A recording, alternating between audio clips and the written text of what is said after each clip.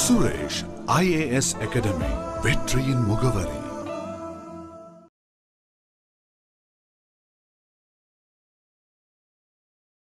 வணக்கம் தோழர்களே. இன்றைய எக்கனாமிக்ஸ் கிளாஸ், தட் இஸ் பொருளாதார வகுப்பில் நம்ம பார்க்க போகிற போர்ஷன் என்ன அப்படின்னு கேட்டிங்கன்னா, எக்கனாமிக் சிஸ்டம்ஸ், பொருளாதார அமைப்பு முறைகள் அப்படின்னு சொல்லலாம். பொருளாதார அமைப்பு முறைகள் அல்லது பொருளாதார முறைகள் அப்படின்ட்டு சொல்லலாம். எக்கனாமிக் சிஸ்டம், தற்போதைய உலக நாடுகள் தாங்கள் எவ்வாறு தங்களுடைய நாட்டின் பொருளாதார அமைப்பை பேணுவது அப்படின்றதுக்கு இப்போ உள்ள அடிப்படையில் பார்க்கும்போது 3 வகையான பொருளாதார முறைகளை உலக நாடுகள் பின்பற்றிட்டு இருக்காங்க. அது என்ன அப்படின்னு கேட்டிங்கன்னா, ஒன்று கேபிட்டலிசம், ஒன்று என்னது கேபிட்டலிசம், 2 சோசியலிசம், 3வது இந்த இரண்டும் கலந்த மிக்ஸ்ட் எக்கானமி என்று சொல்லக்கூடிய கலப்பு பொருளாதார முறை. ஆக இந்த பொருளாதார முறை என்ன அப்படின்னா, ஒரு அரசு தன் நாட்டில் பொருளாதார வளர்ச்சியை எட்டுவதற்கும் மக்கள் நலனை பேணுவதற்கும், சமூக நலன், மக்கள் நலனை பேணுவதற்கும் என்ன வகையான அமைப்பு முறை, என்ன வகையான கட்டுப்பாடுகள், அரசனுடைய பங்கு என்ன, இதில் தனியாருடைய பங்கு என்ன, என்னென்ன துறைகள் அரசின் கட்டுப்பாட்டில் இருக்கும், என்னென்ன துறைகள் தனியாரின் கட்டுப்பாட்டில் இருக்கும், தங்கள் நாட்டின் பொருளாதார அமைப்பு எத்தகைய தன்மையை கொண்டது அப்படின்றத இதன் அடிப்படையில் முடிவு பண்ணுறாங்க.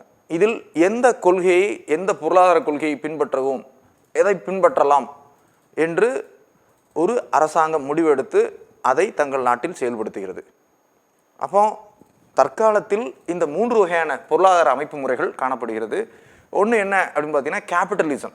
இந்த கேபிட்டலிசத்தை என்ன சொல்லுவோம் அப்படின்னா, தமிழில் முதலாளித்துவம் அப்படின்னு சொல்கிறது உண்டு. முதலாளித்துவம் சரியா? தமிழில் என்ன சொல்கிறோம்? முதலாளித்துவம் அப்படின்ட்டு சொல்கிறோம். இதற்கு வேறு பெயர்களும் இருக்குது.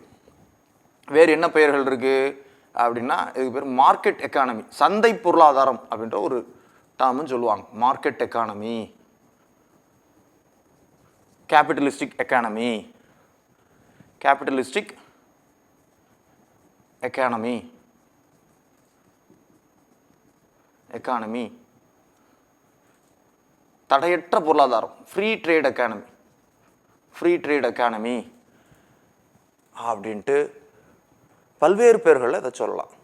அதே மாதிரி பாருங்க, சோசியலிசம், இதை தமிழில் என்ன சொல்லலாம் அப்படின்னா சமத்துவம் அப்படின்னு சொல்லுவோம். சமத்துவ பொருளாதார கொள்கை அப்படின்ட்டு இதை சொல்கிறது உண்டு.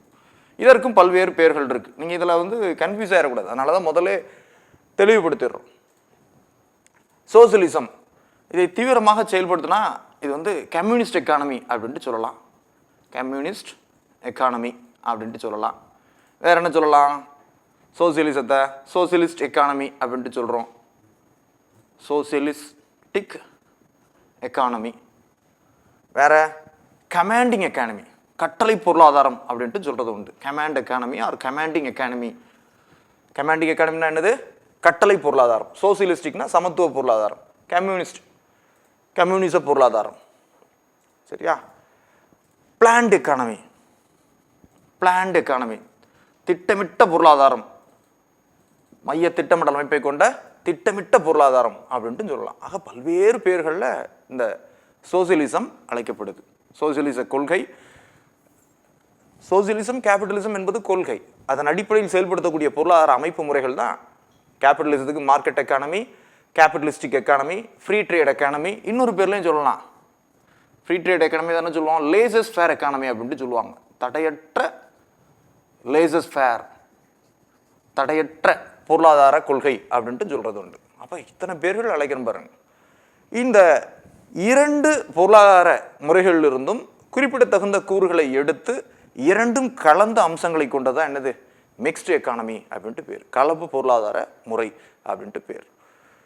இப்போ பார்த்தீங்கன்னா, இந்த பொருளாதார முறையை பொறுத்தவரை பார்த்தீங்கன்னா ஒவ்வொரு நாடுகளும் ஒவ்வொரு பாணியை பின்பற்றுறாங்க. இன்கேஸ் பார்த்தீங்கன்னா கேபிட்டலிசத்தை ஃபாலோ பண்ணக்கூடியவங்க குறிப்பாக மேற்கத்திய நாடுகள் தான். USA, ஜப்பான் போன்ற நாடுகளை தான் ஃபாலோ பண்ணுறாங்க, கேபிட்டலிசத்தை ஃபாலோ பண்ணுறாங்க. சோசியலிசம் என்று சொல்லக்கூடிய கம்யூனிச பொருளாதார கொள்கையை பின்பற்றக்கூடியவை முன்னாள் சோவியத் ரஷ்யா, சீனா. வேற யார் இருக்காங்க? கியூபா. இவங்கெல்லாம் என்ன பண்றாங்க? இந்த சோசியலிசத்தை ஃபாலோ பண்றாங்க. கலப்பு பொருளாதாரம் என்று சொல்லக்கூடிய மிக்ஸ்டு எக்கானமியை ஃபாலோ பண்ணக்கூடியவங்க நம்முடைய இந்தியா, பிரேசில், பிரான்ஸ், இவங்கெல்லாம் இந்த மிக்ஸ்டு எக்கானமியை ஃபாலோ பண்றாங்க. உண்மையை சொல்லப்போனால் இப்போ யாருமே நிறைய நாடுகள் பார்த்தீங்கன்னா இந்த மிக்ஸ்டு எக்கானமியை தான் ஃபாலோ பண்ணிட்டு இருக்காங்க. இந்த யுஎஸ்ஏ, ஜப்பான் ஆகட்டும், ரஷ்யா, கனடா, ரஷ்யா, சீனா ஆகட்டும், பிரேசில், இந்தியா ஆகட்டும், அனைவருமே பொதுவாக பார்த்தீங்கன்னா இப்போ உள்ள சூழல் அடிப்படையில் மிக்ஸ்டு எக்கானமியை தான் ஃபாலோ பண்ணுறாங்க. உண்மையை சொல்ல போனால் என்ன அப்படின்னு பார்த்தீங்கன்னா இதில் அந்த போர்ஷன்ஸ் வந்து மாறுபடும். இப்போ அமெரிக்காவை பொறுத்தவரைக்கும் பார்த்தீங்கன்னா அமெரிக்காவுடைய பொருளாதார கொள்கையில் கேபிட்டலிசத்துடைய டாமினேஷன் அதிகமாக இருக்கும். ஆனால் சோசியலிசத்துடைய டாமினேஷன் மிக குறைவாக இருக்கும். சரியா? இரண்டும் கலந்தது தான். அதே மாதிரி பாருங்க, ரஷ்யா மற்றும் சைனாவுடைய பொருளாதார கொள்கைகளை பொறுத்த வரைக்கும் பார்த்தீங்கன்னா அவங்களுடைய பொறுத்தவரை கம்யூனிஸ்ட் எக்கானமி அதிகமாக இருக்கும், கேபிட்டலிசம் குறைவாக இருக்கும். சரியா? புரியுதா? போர்ஷனுடைய அளவு குறைவாக இருக்கும். பெரும்பாலான நாடுகள் தற்போது புதிய பொருளாதார கொள்கை என்று சொல்லக்கூடிய கலப்பு பொருளாதார கொள்கையை தான் ஃபாலோ பண்ணுறாங்க. மிக்ஸ்டு எக்கானமி, கலப்பு பொருளாதார கொள்கை அப்படின்ட்டு தமிழில் சொல்கிறது உண்டு. கலப்பு பொருளாதாரம் அப்படின்ட்டு தமிழில் சொல்கிறோம், மிக்ஸ்டு எக்கானமி அப்படின்ட்டு சொல்கிறோம். சரியா? இந்த இரண்டும் கலந்த முறையை பின்பற்றக்கூடிய நாடுகள் மிக்ஸ்டு எக்கானமி பேட்டர்னை ஃபாலோ பண்ணுறாங்க. புதிய பொருளாதார கொள்கை கலப்பு பொருளாதார கொள்கையாக இது பின்பற்றப்படுது.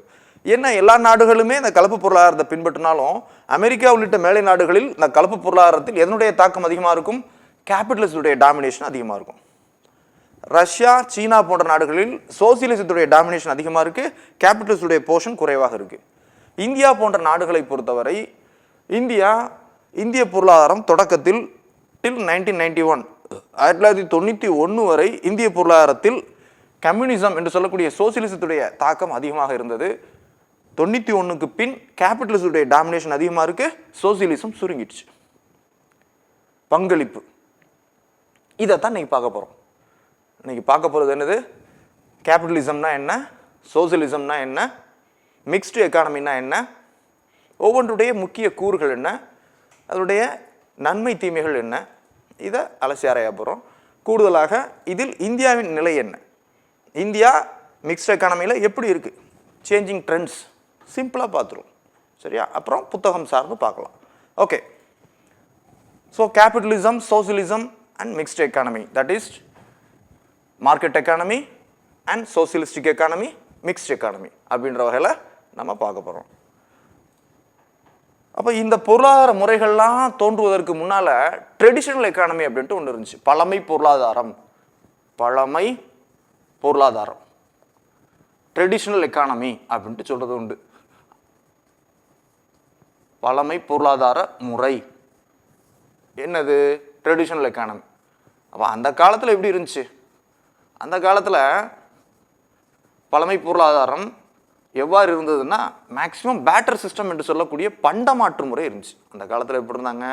பண்டமாற்று முறை பின்பற்றப்பட்ட பொருளாதாரம் என்னது? Traditional economy. அப்போ ஒரு நாடு இருக்குன்னா அந்த நாடை பொறுத்தவரை அவர்களுக்கு தேவையானது தான் உற்பத்தி பண்ணாங்க. அரசாங்கம் பொருளியல் நடவடிக்கைகள் தலையிடவில்லை. வாட்டர் சிஸ்டம் என்று சொல்லக்கூடிய பண்டமாற்று முறை தான் அந்த காலத்தில் பின்பற்றுறாங்க. அரிசிக்கு நெல், ஸோ அரிசிக்கு உப்பு பார்த்தோமா, நம்ம ஏற்கனவே யூனிட் 8ல் பார்த்தோம். நெல்லை கொடுத்து உப்பை பெற்றுக்கொண்டார்கள். யாரிடமிருந்து? ஊமனர்களிடமிருந்து. என்ன முறை? பண்டமாற்று முறை. அப்போ பழமை பொருளாதாரத்தில் எவ்வாறு இருந்தது? தொடக்க காலத்தில் நாணயம், கரன்சி சிஸ்டம் அந்த அளவுக்கு முக்கியத்துவம் பெறல. கரன்சி சிஸ்டம் இருந்தாலும் அது தங்கம், வெள்ளி நாணயங்களாக அந்த மதிப்பின் நிலைகளை ஆக கொண்டு இந்த நாணயங்கள் இருந்தன. தங்கம், வெள்ளி நாணயங்கள் இருந்தன, தாமிர நாணயங்கள், செப்பு நாணயங்கள்னு சொல்லக்கூடிய நாணயங்கள் இருந்தன. அப்போ பழமை பொருளாதாரம் இப்படி தான் இருந்துச்சு. பழமை பொருளாதாரத்தை பொறுத்தவரை அரசாங்கம், மன்னன் இருக்கான்னா மக்களுடைய பொருளாதார நடவடிக்கைகளை ரொம்ப தலையிட மாட்டாங்க, கண்டுக்கவே மாட்டாங்க. மக்கள் தான். அப்போ சுயச்சார்பு பொருளாதாரமாக இருந்தது. மக்கள் தங்களுக்கு தேவையான பொருட்களை மட்டுமே உற்பத்தி செய்தார்கள். ஒரு விவசாயி இருக்கிறாருன்னா அந்த ஆண்டு தனக்கு தேவையான, தன் குடும்பத்துக்கு தேவையான நெல் உற்பத்தி, தன்னை சார்ந்த சுற்றத்தாருக்கான உற்பத்தி, நெல் உள்ளிட்ட உணவுப் பொருட்களான உற்பத்தியை மட்டும்தான் பண்ணார். அளவுக்கு மீறி உற்பத்தி பண்ணி அதை பெரிய அளவில் வணிகம் செய்யணும் அப்படின்ற நோக்கம்லாம் இல்லை. சுயச்சார்பு கொண்ட ஒரு பொருளாதார முறையை தான் அந்த காலத்து மக்கள் பின்பற்றினாங்க. என்ன தன்னை சார்ந்த இப்போ விவசாயிகள் இருக்காங்கன்னா நெய்தல் நிலத்தை சேர்ந்த உமனர்கள் வர்றப்போ அவங்களுக்கு நெல்லை கொடுத்து உப்பை பெற்றுக்கொண்டார்கள். அப்போ அது ஒரு சமூக வாழ்க்கையாக வாழும்போது தங்களுக்குள் மட்டும் பரிமாறிக்கிட்டாங்க. வெளிநாடுகளுக்கோ வேற தேசங்களுக்கோ உணவுப் பொருட்களை ஏற்றுமதியோ இறக்குமதியோ செய்யவில்லை. ஆனால் தமிழன் பண்ணிட்டு இருந்தாங்க. தமிழர்களை பொறுத்தவரை 3000 ஆண்டுகளுக்கு முன்னாலே வணிகம் செய்வதற்கான சான்றுகள் கிடைக்கப்பெறுது. 2500 ஆண்டுகளுக்கு முன்னாலே ரோம் நாட்டினுடன் கிரீஸ் நாட்டினுடன் வணிக தொடர்பு நமக்கு இருக்குது. ஆனாலும் பொதுவாக பண்டை உலக பொருளாதார முறை அப்படி தான் பார்த்துட்ருக்கோம் நம்ம பார்த்தீங்கன்னா. அப்போ இங்கே சுயச்சார்பு வேளாண்மையும் சுயச்சார்பு வணிகமும் மட்டும்தான் நடந்தது. பண்டமாற்று முறை இருந்தது. அரசின் தலையீடுகள் மிக குறைவாக இருந்தது. ஏற்றுமதி இறக்குமதி பெரிய அளவில் நடைபெறவில்லை. அரசாங்கம் மன்னனுடைய கட்டுப்பாடுகள் பொருளாதாரத்தில் அதிக அளவு இல்லை. இந்த முறை தான் க்ளோஸ்ட் எக்கானமி, மூடப்பட்ட பொருளாதார முறை அப்படின்ட்டு சொல்லுவாங்க. அப்படிப்பட்டதாகத்தான் பழமை பொருளாதாரம் என்று சொல்லக்கூடிய ட்ரெடிஷனல் எக்கானமி முறை இருந்தது. இது ஒவ்வொரு காலகட்டத்திலும் மாற்றங்களை பெற்றுக்கொண்டே வந்தது. தொடக்க காலத்தில் பார்த்தீங்கன்னா இப்படி தான் இருந்தது. அப்புறம் இடைக்காலம் ஒரு 13th 14th செஞ்சுரி வாக்கில் உலக அளவில் பார்த்தீங்கன்னா ஃபியூடலிசம் அப்படின்ட்டு சொல்லுவாங்க. நிலமானிய பிரபுத்துவ முறை அப்படின்ற ஒரு கான்செப்ட் வந்து உலக அளவில் குறிப்பாக மேற்கத்திய நாடுகளில் இருந்துச்சு. ஒரு நிலக்கிழார் இருப்பார், அவரை சார்ந்த அவர் பெரும் கிழாராகவும் விவசாயியாகவும் இருப்பார். அவரை சார்ந்த சிறு தொழில்களை சார்ந்த சமூக அமைப்பு கொண்ட ஒரு அமைப்பாக இருந்தாங்க. அதுக்கப்புறம் பார்த்தீங்கன்னா மெர்கண்டலிசம் அப்படின்ற ஒரு கான்செப்ட், வணிகவாதம் அப்படின்ற ஒரு கான்செப்ட் வந்து பிரபலமாக ஆரம்பிக்குது 15 16ஆம் நூற்றாண்டுகளில். ஐரோப்பிய கம்பெனிகள் உலகம் எங்கும் நோக்கி நாடுகளை பிடிக்க தொடங்குறாங்க. அங்கே அந்த நாடுகளை தங்களுடைய பொருளாதார கொள்கையின் மூலமாக சுரண்டி அந்த வளத்தை தங்கள் நாட்டுக்கு எடுத்து செல்ல ஆரம்பித்தாங்க. மெர்கண்டலிசம் அப்படின்ற ஒரு கான்செப்ட் பிரபலமாக ஆரம்பிக்குது. அதுக்கப்புறம் தான் புதிய பொருளாதார கொள்கைகள் உருவாக ஆரம்பிக்குது. பொருளியல் அப்படின்ற டெர்மினாலஜி பின்னால் தான் தோன்ற ஆரம்பிக்குது. அப்போ தொடக்கத்தில் பழமை பொருளாதார முறை தான் நடைமுறையில் இருந்தது. பழமை பொருளாதார முறை என்பது சுயச்சார்பு வேளாண்மையை சுயச்சார்பு தொழில்களையும் அடிப்படையாக கொண்டதாக இருந்தது. இது ஒரு மூடப்பட்ட பொருளாதாரமாக இருந்தது. அதில் அரசின் தலையீடுகள் இல்லை, பழைய அரசாங்கத்தின் தலையீடுகள் இல்லை, வணிகம் பேரளவில் நடைபெறவில்லை, பணம் சார்ந்த பொருளாதாரமாக இல்லை, சுயச்சார்பு பொருளாதாரமாக இருந்தது.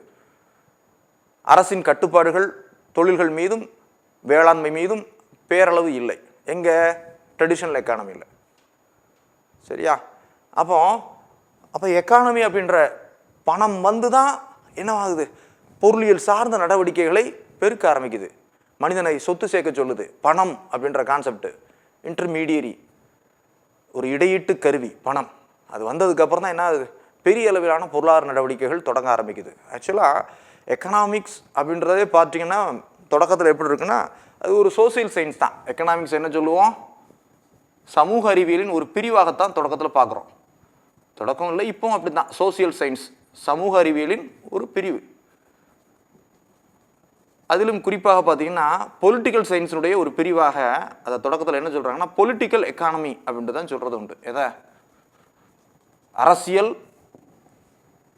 பொருளாதாரம் அப்படின்ட்டு தான் எக்கனாமிக்ஸை சொன்னாங்க. பின்னால் எக்கானமி அப்படின்ற டேர்ம் பார்த்தீங்கன்னா பின்னால் பெருமளவு யூஸ் பண்ணது யாருன்னு கேட்டிங்கன்னா ஆல்ஃப்ரெட் மார்ஷல் தான் யூஸ் பண்ணுறாரு. ஆல்ஃப்ரெட்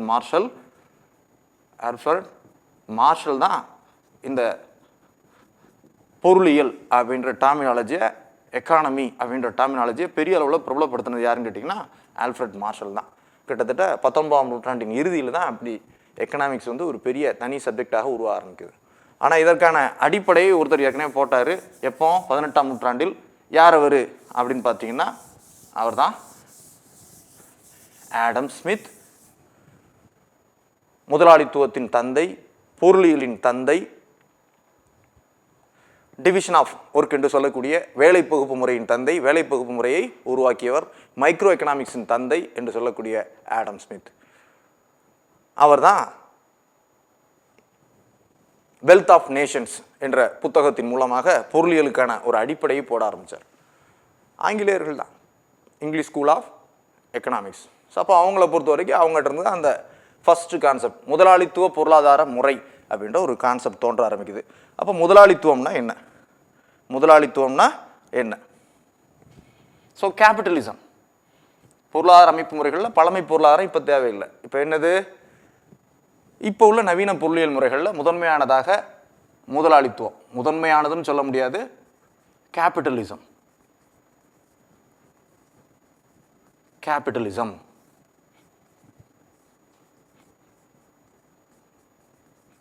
இந்த கான்செப்டுக்கு அடிகோலியவர், இவருடைய ஐடியாலஜி வந்து தோன்றியது தான் யாரு? Adam Smith. ஆடம் ஸ்மித் ஆடம் ஸ்மித்தை தான் பல்வேறு பேர்களில் சொல்கிறோம். ஃபாதர் ஆஃப் எக்கனாமிக்ஸ், பொருளியலின் தந்தை, பொருளாதாரத்தின் தந்தை. யாரை சொல்கிறோம்? ஆடம் எக்கனாமிக்ஸை தான் சொல்கிறோம். ஸோ ஆடம் ஸ்மித்தை சொல்கிறோம். பொருளியலின் தந்தை, கேபிட்டலிசத்தின் தந்தை, அதாவது முதலாளித்துவத்தின் தந்தை. அப்புறம் மைக்ரோ எக்கனாமிக்ஸ், நுண்ணியல் பொருளாதாரம், மைக்ரோ எக்கனாமிக்ஸுடைய தந்தை. அப்படிலாம் யாரை சொல்கிறோம்? ஆடம் ஸ்மித் தான் சொல்கிறோம்.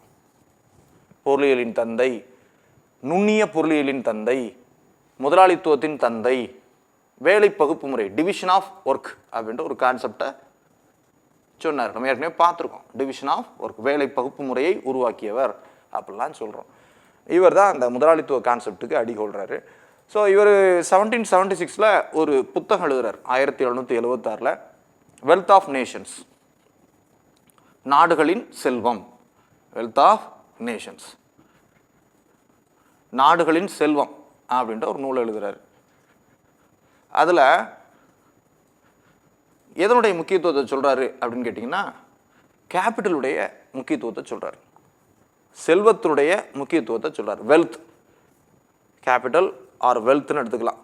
செல்வம், பொருளியல் வாழ்க்கையின் அடிப்படையாக இருக்கக்கூடியது செல்வம், பணம். அதான் மீன் பண்ணுறார்.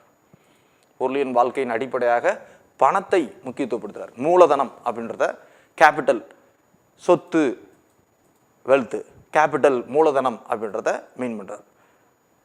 ஸோ பொருளியல் வாழ்க்கையின் அடிப்படையே மூலதனம் தான் அப்படின்றத அவர் மென்ஷன் பண்ணி சொல்கிறார். மனிதனுடைய பொருளாதார நடவடிக்கைகளை பற்றி பேசக்கூடியதான் பொருளியல். மனிதன் வாழ்வில் இந்த வெல்த் என்பது தான் பொருளியல் பாடத்துக்கு காரணமாக அமையுது அப்படின்றத இவர் ஹைலைட் பண்ணி சொல்லார். யார்? ஆடம் ஸ்மித், பொருளியலின் தந்தை. பொதுவாக பார்த்தீங்கன்னா இன்னைக்கு எக்கனாமிக் சிஸ்டம் பார்க்குறதுல பொதுவாக பொருளியலின் அடிப்படை பிரிவுகள், டிவிஷன்ஸ் அப்படின்னு பார்க்கறதுல பொருளியலின் அடிப்படை பார்த்தீங்கன்னா 4 விஷயங்கள் அடிப்படையாக கொண்டது தான் பொருளியல், எக்கனாமிக்ஸ். அதை பார்த்தா தான் இந்த சிஸ்டத்தை நம்ம பார்க்க முடியும். ஒன்று என்ன அப்படின்னு கேட்டிங்கன்னா நுகர்வு, கன்சம்ஷன். 2 என்ன அப்படின்னு கேட்டிங்கன்னா ப்ரொடக்ஷன், உற்பத்தி. 3 என்ன அப்படின்னு கேட்டிங்கன்னா பரிமாற்றம், எக்ஸ்சேஞ்ச். 4 என்ன அப்படின்னு கேட்டிங்கன்னா பகிர்வு, டிஸ்ட்ரிபியூஷன். இந்த 4 நடவடிக்கைகளை அடிப்படையாக கொண்டது தான் எக்கனாமிக்ஸ். கன்சம்ஷன், நுகர்வு, நுகர்வுக்காக தான் பொருட்களை உற்பத்தி பண்ணுறோம். நுகர்வு, மனிதனுடைய தேவை இருக்குது, ஒரு தேவைக்காக தான் என்ன பண்ணுறோம்? பொருட்களை உற்பத்தி பண்ணுறோம். சாப்பிட்றதுக்காக தான் நெல்லை விளைவிக்கிறோம். அப்போ அதை நுகர்வோர், சாப்பிட்றவங்க நுகர்வோர், உற்பத்தி பண்ணுறவங்க விவசாயிகள். பரிமாற்றம் நம்ம பார்த்தோம். நெல்லை உற்பத்தி செய்யக்கூடிய மருதநல மக்கள் நெய்தல் பகுதியைச் சேர்ந்த உமணர்களுக்கு என்ன பண்ணுறாங்க? நெல்லை கொடுக்குறாங்க. என்ன வாங்கிக்கிறாங்க? உப்பை வாங்கிக் கொள்கிறார்கள். அது பரிமாற்றம். பகிர்வு. அப்போ ஒரு உற்பத்தி செய்யக்கூடிய விவசாயி தனக்கு தேவையான நெல்லை உற்பத்தி செய்வதுடன் தான் சார்ந்த தன் தொழிலுக்கு உதவி செய்யக்கூடிய மற்றவர்களுக்கும் அந்த நெல்லை பகிர்வு செய்கிறார். காரணம் பாருங்க, நெல்லை அந்த வயலை உழுவதற்கு என்ன தேவைப்படுது? ஏர் தேவைப்படுது. ஏர் கலப்பையை செய்து கொடுக்கக்கூடியது யாரு? ஒரு தச்சர். அப்போ அந்த தச்சருக்கும் அந்த நெல் உற்பத்தியில் பங்கை தருகிறார். சரியா? இதற்கு நீர் மேலாண்மை, அந்த கிராமத்தில் ஏரி மேலாண்மை செய்யக்கூடிய, அந்த நீர் மேலாண்மை செய்யக்கூடியவர் ஒருத்தர் இருக்காரு. அவருக்கும் தன்னுடைய இதில் பங்கு தர்றாரு. தன்னுடைய கால்நடைகள், ஆடு மாடுகளை மேய்க்கக்கூடிய தொழில் செய்யக்கூடிய தன்னை சார்ந்தவருக்கும் அவர் நெல்லை பகிர்வு செய்கிறார். அப்போ பகிர்வு, டிஸ்ட்ரிபியூஷன். இப்போ வேளாண்மைன்னு எடுத்துக்கிட்டாலும் பொருளியல் நடவடிக்கைகள் அந்த 4ம் தான் அடிப்படை கூறுகள். நுகர்வு, உற்பத்தி, பரிமாற்றம், பகிர்வு. That is consumption, production, exchange and distribution. 4 நடவடிக்கைகளை அடிப்படையாக கொண்டது தான் பொருளியல். இதில் எது வேணும்னாலும் என்ன வேணும்? ப்ரொடெக்ஷன் வேணும், உற்பத்தி வேணும். உற்பத்தி முக்கியமானது. அப்போ இந்த உற்பத்தியை மேற்கொள்ளணும்னா உற்பத்தி காரணிகள், ப்ரொடெக்ஷன் ஃபேக்டர்ஸ் அப்படின்ட்டு ஒரு 4 விஷயங்கள் உண்டு. உற்பத்தி காரணிகள் உற்பத்தி காரணிகள் உற்பத்தி காரணிகள் என்னெல்லாம் இருக்கு அப்படின்னு பார்த்தீங்கன்னா, உற்பத்தியை மேற்கொள்வதற்கு 4 விஷயங்கள் தேவை.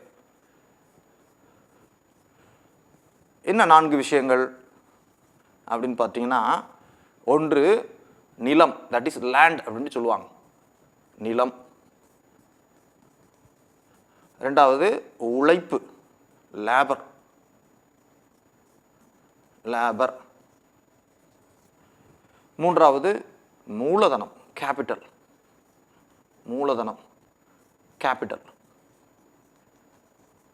நான்காவது தொழில் முனைவு, தொழில் முனைவு, ஆன்ட்ரப்ரீனியர்ஷிப், ஆன்ட்ரப்ரீனியர்ஸ், ஆன்ட்ரப்ரீனியர்ஷிப் அப்படின்ட்டு சொல்கிறோம். இப்போ இந்த 4 சேர்ந்தால் தான் ப்ரொடெக்ஷனே பண்ண முடியும். பொருளின் அடிப்படை அந்த நடவடிக்கைகள் 4ல் முதன்மையானது உற்பத்தி.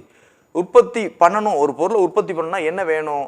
அதற்கான இட வசதி வேணும், அதற்கான இயற்கை பொருட்கள் வேணும். சரியா? ஒரு பொருளை தயாரிக்கிறோம் அப்படின்னா என்ன வேணும்? அதற்கான நிலம் வேணும். இயற்கையால் தரப்பட்ட அனைத்துமே நிலம்தான். அடுத்ததான் அதில் உற்பத்தி செய்வதற்கு என்ன வேணும்? தொழிலாளர்கள் தங்களுடைய உழைப்பை கொடுக்கணும். லேபர்னா தொழிலாளர்னு எடுக்க வேண்டாம், அவர்கள் கொடுக்கக்கூடிய உழைப்பு. இங்கே உழைப்பின்றி ஒன்றுமே உருவாகாது. ரைட்டு ரைட்டு அந்த நிலத்தில் தொழிலாளர்களை பணியில் அமர்த்தணும், அதற்கான எக்யூப்மெண்ட்ஸை வாங்கி தரணும். அதுக்கெல்லாம் என்ன வேணும்? பணம் வேணும். அப்போ கேபிட்டல், மூலதனம், பணம் வேண்டும். அடுத்ததாக எல்லாமே கிடைக்கும். பணம் கூட பேங்க்ல கடன் வாங்கிக்கலாம்யா, அல்ல வட்டி கடைக்கார்ட்ட கடன் வாங்கிக்கலாம். ஆனால் அந்த தொழிலை செய்யணும்னு ஒருத்தருக்கு அந்த நினைப்பு வேணும். தொழில் செய்வதற்கான முயற்சியை ஒருவர் எடுக்க வேண்டும். முதலாளி, தொழில் முனைவோர், எம்ப்ளாயர் எடுக்கலாமா? ஆமாம், அவர் தான் தொழில் முனைவோர். அவர் செய்யக்கூடியது தான் தொழில் முனைவு, ஆன்ட்ரப்ரீனியர்ஷிப். இந்த 4ம் சேர்ந்தால் தான் உற்பத்தி செய்ய முடியும். சரியா? ஆமாம், 4ம் சேர்ந்தால்தான் உற்பத்தியை மேற்கொள்ள முடியும். சரியா? அப்போ இதில் இந்த 4 காரணிகள் தான் உற்பத்திக்கான அடிப்படை காரணிகள். இதில் ஆடம் ஸ்மித் என்ன சொல்றாரு அப்படின்னு கேட்டிங்கன்னா, மூலதனத்துக்கு முக்கியத்துவம் கொடுக்குறாரு.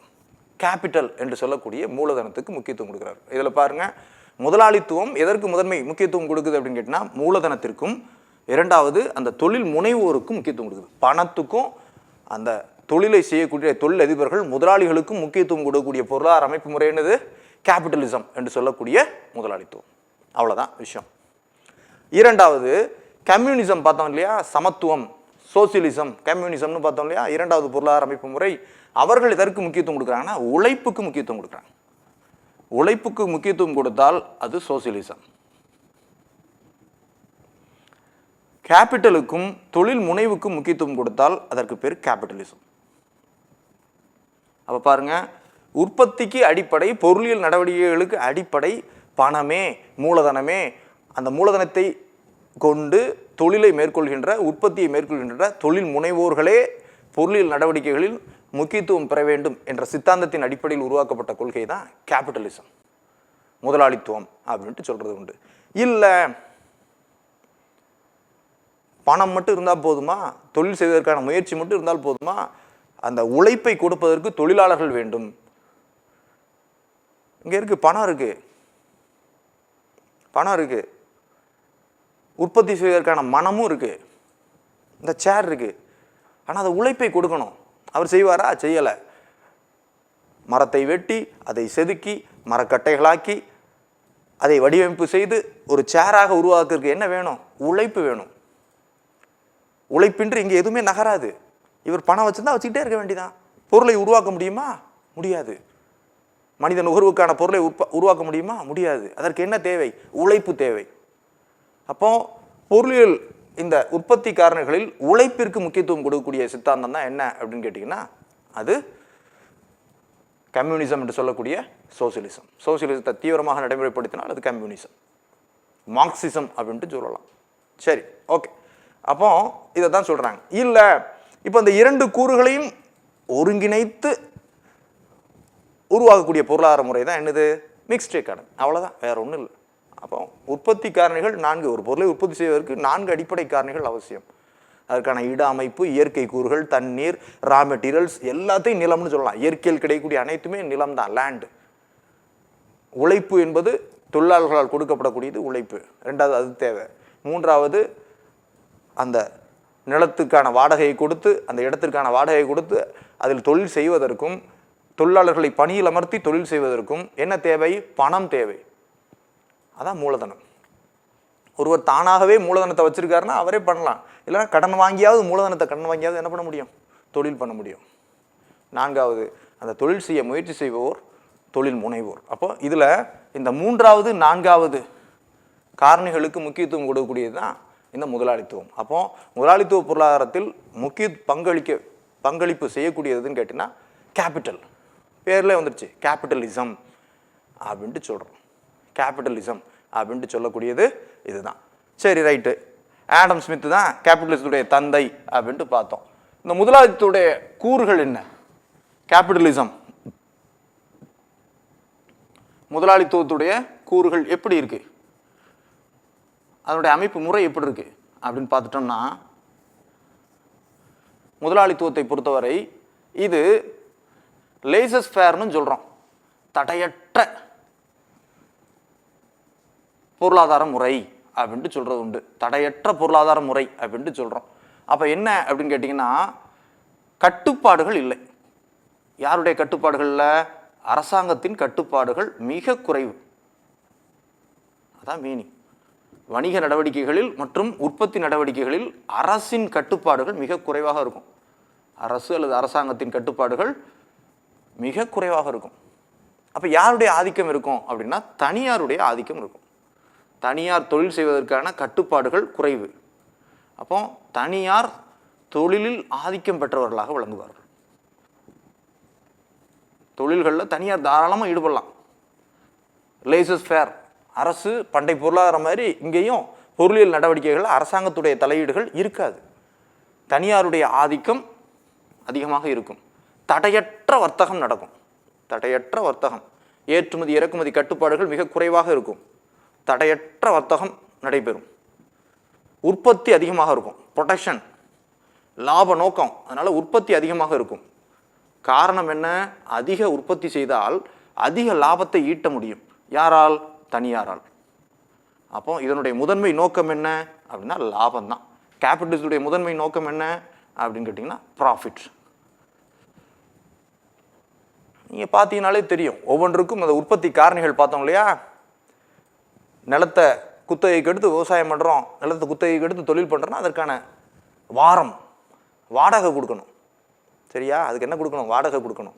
தொழிலாளர்களை பணியமர்த்துறோம், உழைப்பை கொடுக்குறோன்னா அவங்களுக்கு கூலி கொடுக்கணும், வேஜ். தொழிலாளர்களுக்கு என்ன கொடுக்கணும்? கூலி கொடுக்கணும். பேங்க்ல பணத்தை வாங்கி அந்த தொழில் பண்ணுறோம், கேபிட்டலை. அப்போ அதுக்கு என்ன கொடுக்கணும்? வட்டி கொடுக்கணும் பேங்க்கு.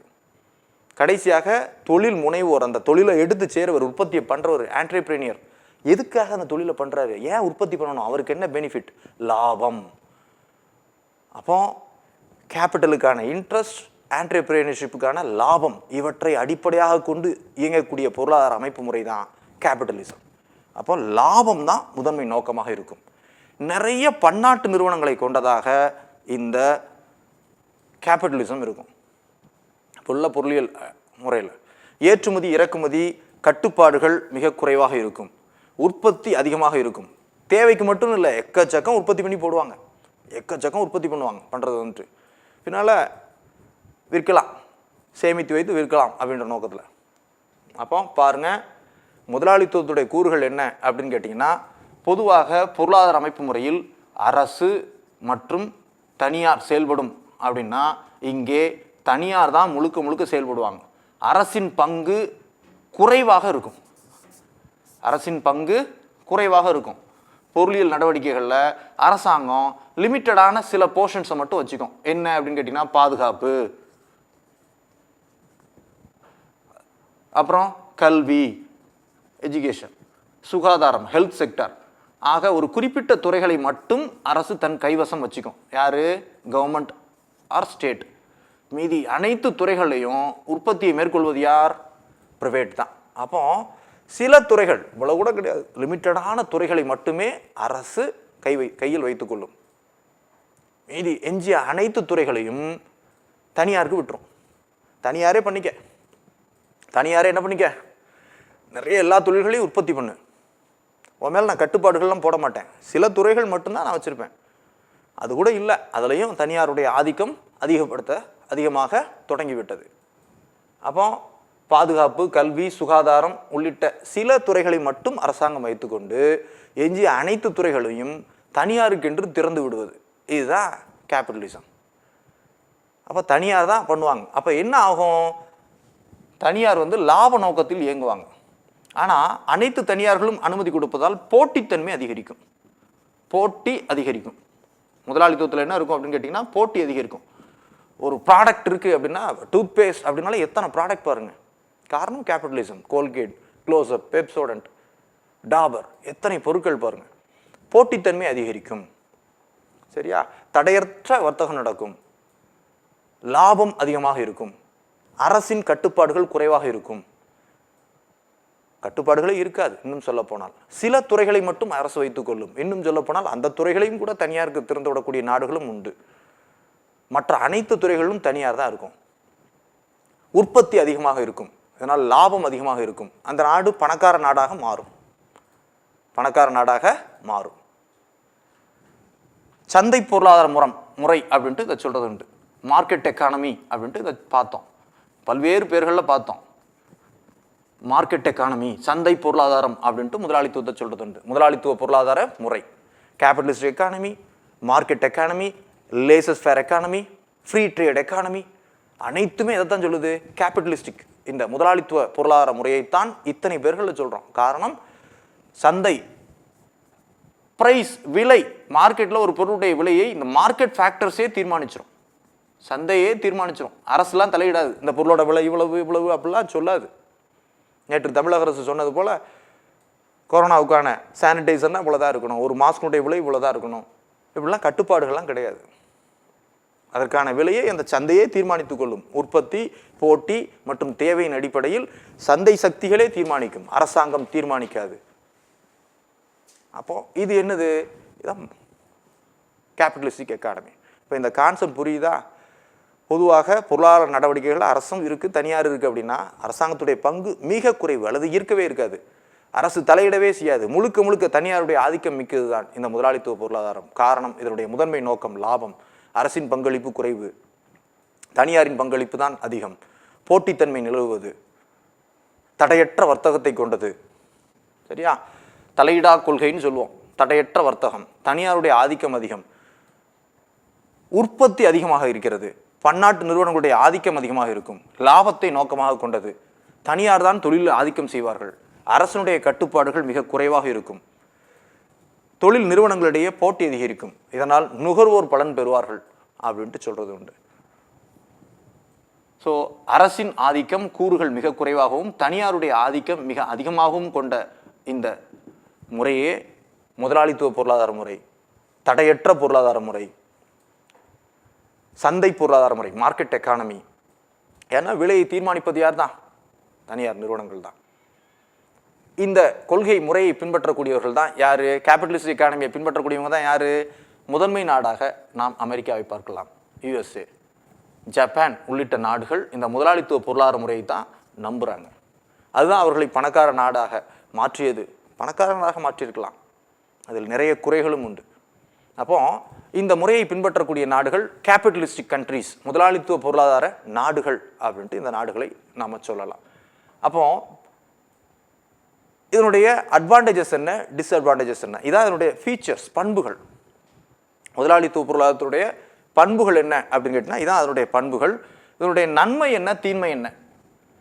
கேபிட்டலிஸ்ட் எக்கானமி அப்படின்னு பார்க்குறோம். முதலாளித்துவத்தில் இதனுடைய நன்மைகள் என்ன, தீமைகள் என்ன அப்படின்னு பார்த்தீங்கன்னா அட்வான்டேஜஸ் இருக்குது, அதே போன்று டிஸ்அட்வான்டேஜஸும் இருக்குது. நன்மை என்னன்னா உற்பத்தி அதிகரிக்கும், போட்டித்தன்மை அதிகரிக்குது, இதனால ஜிடிபி பெருக ஆரம்பிக்குது, நாடு வளமிக்க நாடாக மாறுறாங்க. வளமிக்கன்னு சொல்ல முடியாது, அது என்னது, வளர்ச்சி பெற்ற நாடாக, வளர்ந்த நாடாக மாறுறாங்க. வளர்ந்த நாடு அந்தஸ்தை பெறுறாங்க. இதில் இந்த கேபிட்டலிஸ்ட் எக்கானமியில் நிறுவனங்களிடையே போட்டித்தன்மை அதிகரிக்குது. இதனால் தரமிக்க பொருட்கள் கிடைக்குது. இதனால் நுகர்வோர் பலன் பெறுறாங்க, கன்சியூமர்ஸ் பலன் பெறுறாங்க.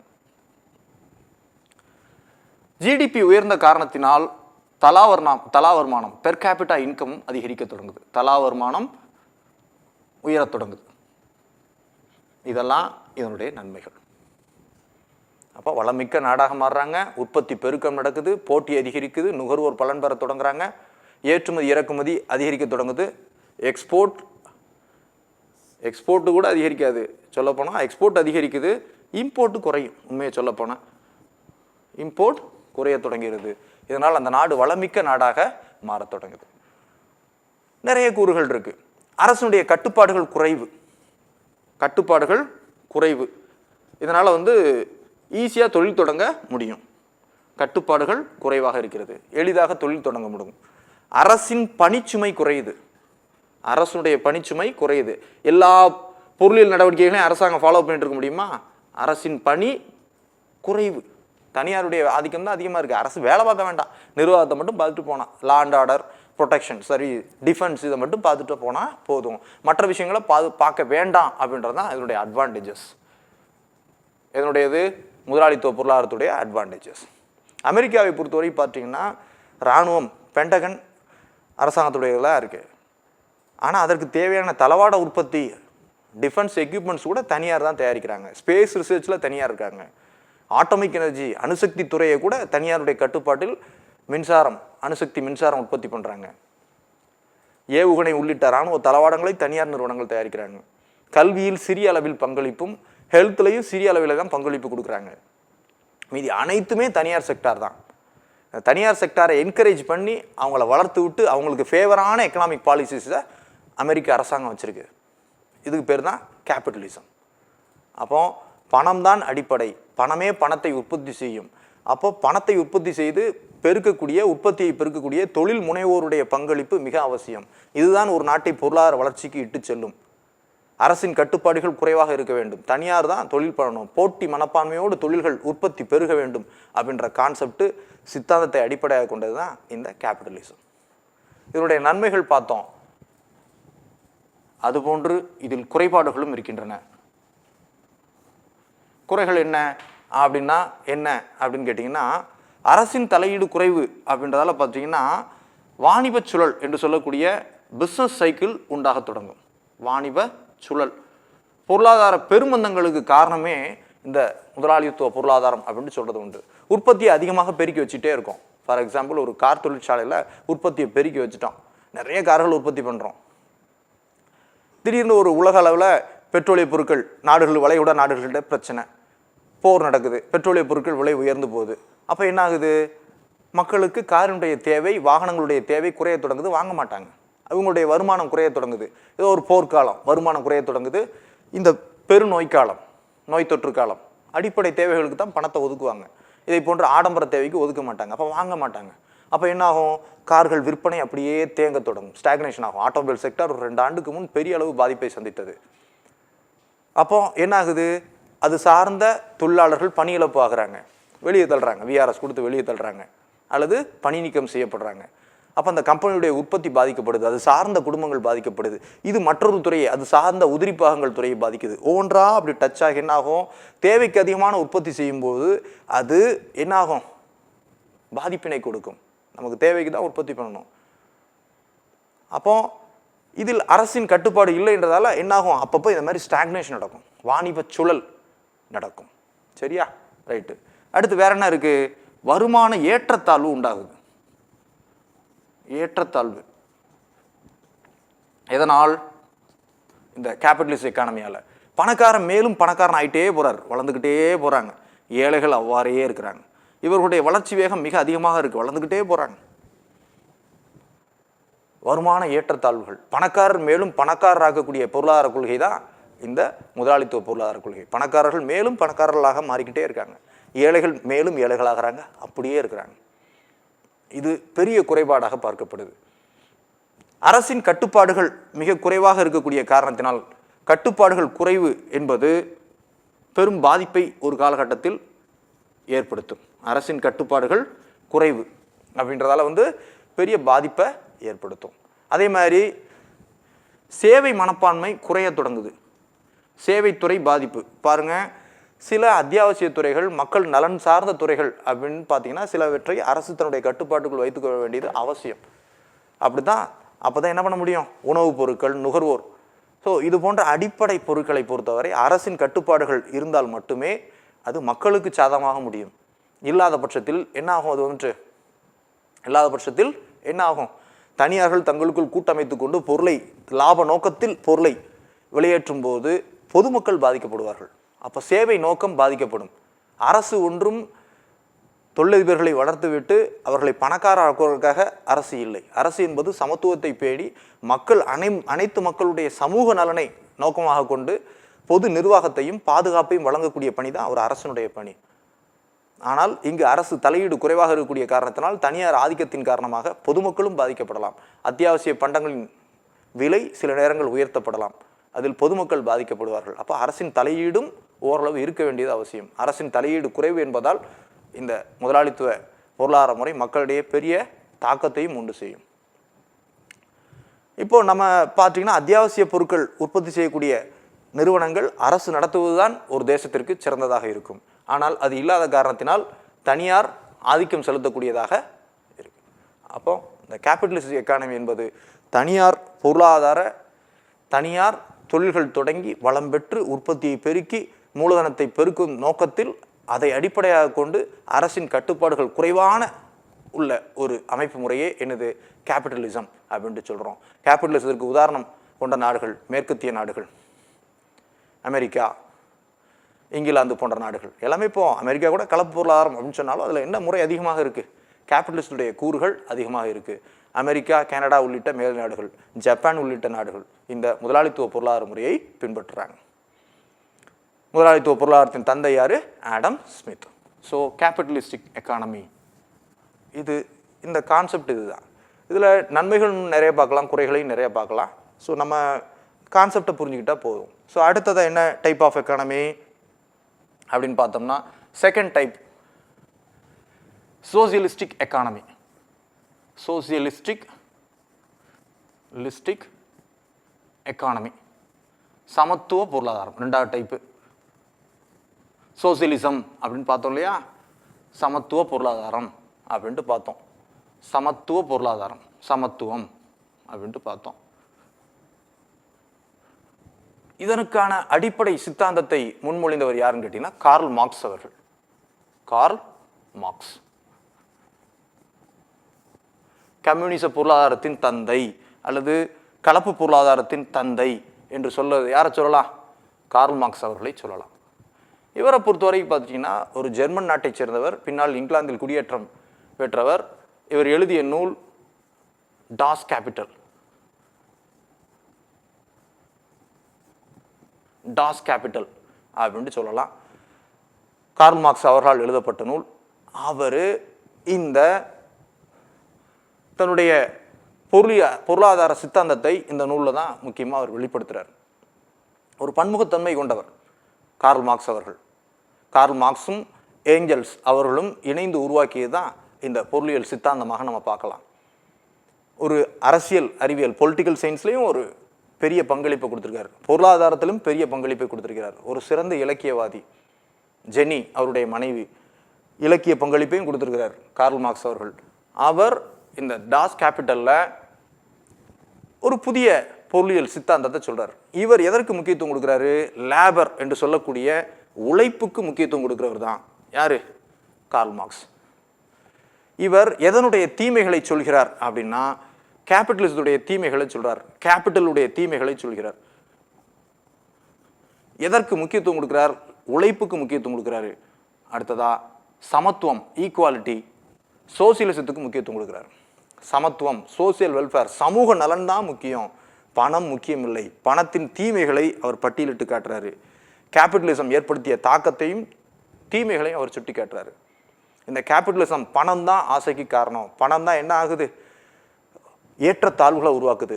ஏழைகள் பணக்காரர்கள் என்று சொல்லக்கூடிய வர்க்க பேதத்தை உருவாக்குது. கிளாஷ் பிட்வீன் கிளாஸஸ், வகுப்பு பேதம். வகுப்பு பேதத்தை உருவாக்குவதற்கு என்னதுதான் காரணம்? கேபிட்டல் தான் காரணம். கேபிட்டலிஸ்டுடைய தீமைகள் எடுத்து சொல்றாரு. பணம் சேர்க்க தூண்டுது. கேபிட்டலிச பொருளாதார கொள்கை பணத்தை சேர்ப்பதற்கு தூண்டுது, மனிதனுடைய ஆசையை தூண்டுது. அப்போ சீர்கெட்ட நடவடிக்கைகளில் ஈடுபடவும் அந்த கேபிட்டலிசம் வழிவகை செய்யுது. சொத்துரிமை, private property, right to property, தனியார் சொத்துரிமை, பிரைவேட் ப்ராப்பர்ட்டி எவ்வகையிலான பாதிப்புகளை உலகளவில் ஏற்படுத்துது அப்படின்றத அவர் சுட்டி காட்டுறாரு.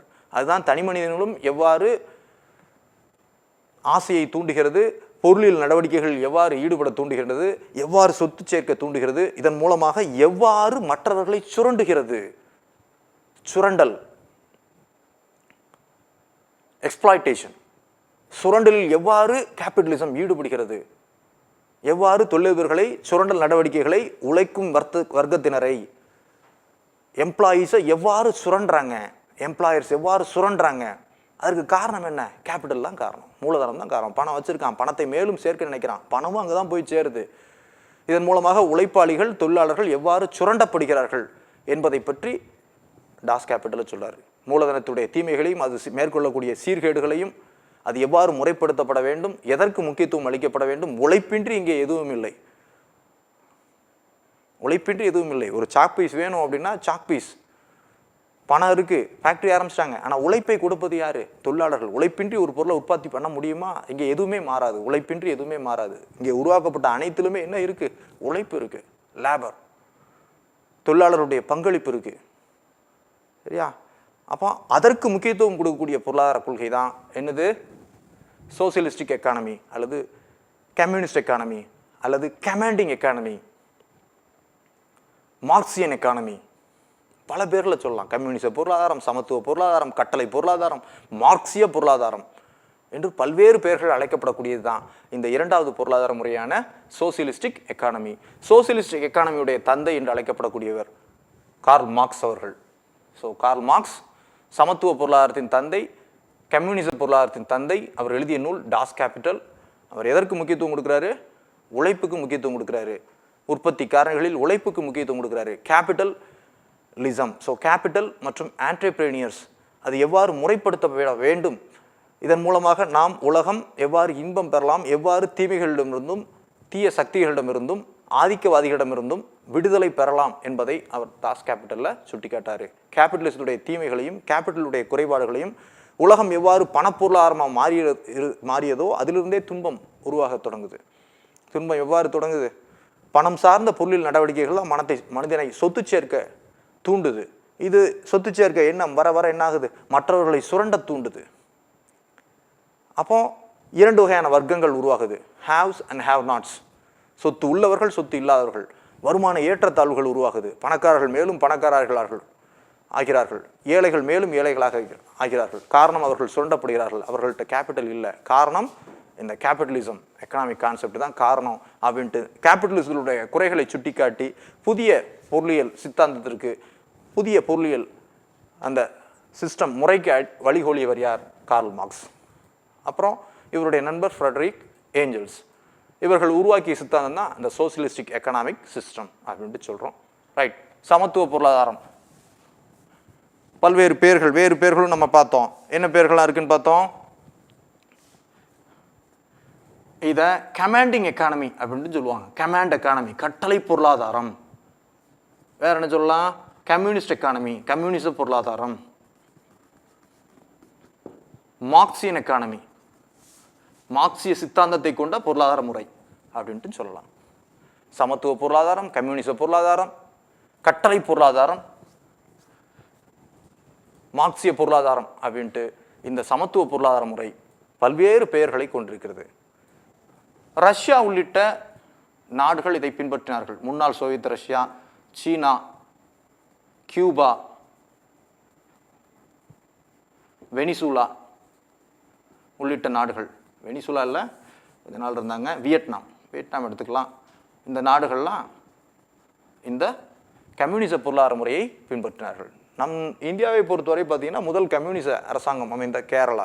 இன்று வரை கம்யூனிசத்துடைய ஆதிக்கம் அங்கே அதிகமாக இருக்கிறது. மேற்கு வங்கம் போன்ற மாநிலங்கள் கம்யூனிச கொள்கைகளை தீவிரமாக பின்பற்றக்கூடிய மாநிலங்களாக இருக்கிறாங்க. ரைட்டு. அப்போ கார்ல் மார்க்ஸ் மற்றும் ஏஞ்சல்ஸுடைய தத்துவத்தின் அடிப்படையில் தான் ரஷ்யாவில் முதல்ல ஒரு கம்யூனிஸ்ட் அரசாங்கம் ஃபார்ம் ஆகுது. லெனின் கம்யூனிஸ்ட் அரசாங்கத்தையும் கம்யூனிச அமைப்பு முறையும் உருவாக்குகிறார். கம்யூனிச பொருளாதார கொள்கையை பின்பற்ற தொடங்குகிறார். அப்போ இதில் என்ன இருக்குது அப்படின்னு பார்த்தீங்கன்னா, சோசியலிஸ்ட் எக்கானமியில் 3 ஃபேக்டர்ஸ் முக்கியமானது. சென்ட்ரல் பிளானிங், மைய திட்டமிடல் அப்படின்ட்டு சொல்லுவோம். சென்ட்ரல் பிளானிங், மைய திட்டமிடல். அப்புறம் கவர்மெண்ட் கண்ட்ரோல், அரசுடைய கட்டுப்பாடுகள் அதிகமாக இருக்கும். மைய திட்டமிடல் அதிகமாக இருக்கும். இதனுடைய நோக்கம் சமூக நலன், சோசியல் வெல்ஃபேர் என்பதை நோக்கமாக கொண்டது தான் இந்த சோசியலிஸ்டிக் எக்கானமி. பேர்லேயே பார்த்துட்டோம், சமத்துவம், சமூக நலன், சமத்துவம் தான் இதனுடைய நோக்கம். சமத்துவம் அல்லது சமூக நலன் அப்படின்ட்டு எடுத்துக்கலாம். சமத்துவம் இதை நோக்கமாக கொண்டது தான். முதலாளித்துவத்துடைய நோக்கம் என்னது? ப்ராஃபிட், லாபம். ஆனால் இங்கே நோக்கம் என்ன? சமத்துவம் மற்றும் சமூக நலன் ஆகியவற்றை நோக்கமாக கொண்டது தான். இங்கே மைய திட்டமிடல் இருக்கும். ஒரு நாடு பிளான்ட் எக்கானமி என்று சொல்லக்கூடிய திட்டமிட்டு பொருளாதார வளர்ச்சி அப்படின்ட்டு ஃபாலோ பண்ணாலே அது கம்யூனிஸ்ட் எக்கானமி அல்லது சோசியலிஸ்ட் எக்கானமி அப்படின்ட்டு சொல்லலாம். நம்ம கூட நம்முடைய திட்டமிடல் முறையை ரஷ்யாவிலிருந்து எடுத்தோம். சோசியலிஸ்டிக் பேட்டர்னை தான் நம்ம ஃபாலோ பண்ணோம். அப்போ மைய திட்டமிடலுக்கு ஒரு அதிகாரமிக்க அமைப்பு இருக்கும். பொலிட் பியூரோ மாதிரி அங்கே பார்த்தீங்கன்னா ஒரு மைய திட்டமிடல் அதிகார அமைப்பு இருக்கும். அனைத்து முடிவுகளையும் அரசே தான் கட்டுப்படுத்தும். மைய திட்டமிடல் முறை, அரசுடைய கட்டுப்பாடுகள் மிக அதிகமாக இருக்கும்.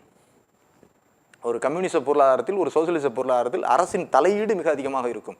அரசின் கட்டுப்பாடுகள் மிக அதிகமாக இருக்கும். மைய திட்டமிடுவதற்கு, நாட்டின் வளர்ச்சிக்கு திட்டமிடுவதற்கு ஒரு அதிகார அமைப்பு இருக்கும். நோக்கம் லாப நோக்கம் கொண்டதாக இருக்கும். நோக்கம் என்னது? லாப நோக்கம் யாருக்கு பார்த்தோம்? கேபிட்டலிசத்துக்கு பார்த்தோம். இங்கே நோக்கம் சமத்துவம், சமூக நலன், மக்கள் நலன் என்பதை நோக்கமாக கொண்டது தான் இந்த கம்யூனிஸ்ட் எக்கானமி என்று சொல்லக்கூடிய சோசியலிஸ்ட் எக்கானமி. அப்போ இதை பொறுத்தவரை பார்த்தீங்கன்னா, கம்யூனிஸ்ட் எக்கானமி என்று சொல்லக்கூடிய சோசியலிஸ்ட் எக்கானமியில் பேட்டர்ன் எப்படி இருக்கு பாருங்க.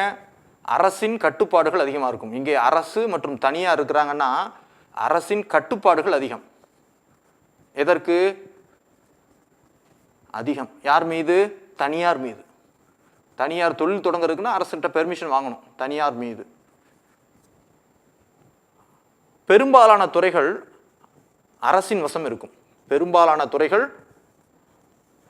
அரசு வசம் இருக்கும். அரசே மேற்கொள்ளும். அப்போ என்ன பண்ணுவாங்க? பொதுத்துறை நிறைய இருக்கும். பப்ளிக் செக்டார் யூனிட்ஸாக வச்சுருப்பாங்க. பப்ளிக் செக்டார் கம்பெனிஸாக வச்சுருப்பாங்க நிறைய. ஸ்டீல் இண்டஸ்ட்ரி, ஃபெர்டிலைசர் இண்டஸ்ட்ரி, அடிப்படை தொழில்கள் அனைத்துமே பொதுத்துறை நிறுவனங்கள், பப்ளிக் செக்டார் யூனிட்ஸாகவே இருக்கும். இங்கே பார்த்தீங்கன்னா நம்ம இந்தியாவில் பார்த்தீங்கன்னா எக்ஸாம்பிள் பார்த்தீங்கன்னா பெல் இருக்குது, பாரத் பெட்ரோலியம் இருக்குது, இந்தியன் ஆயில் கார்பரேஷன் இருக்குது, பிஎஸ்என்எல் இருக்குது, சரியா, ஐசிஎஃப் இருக்குது.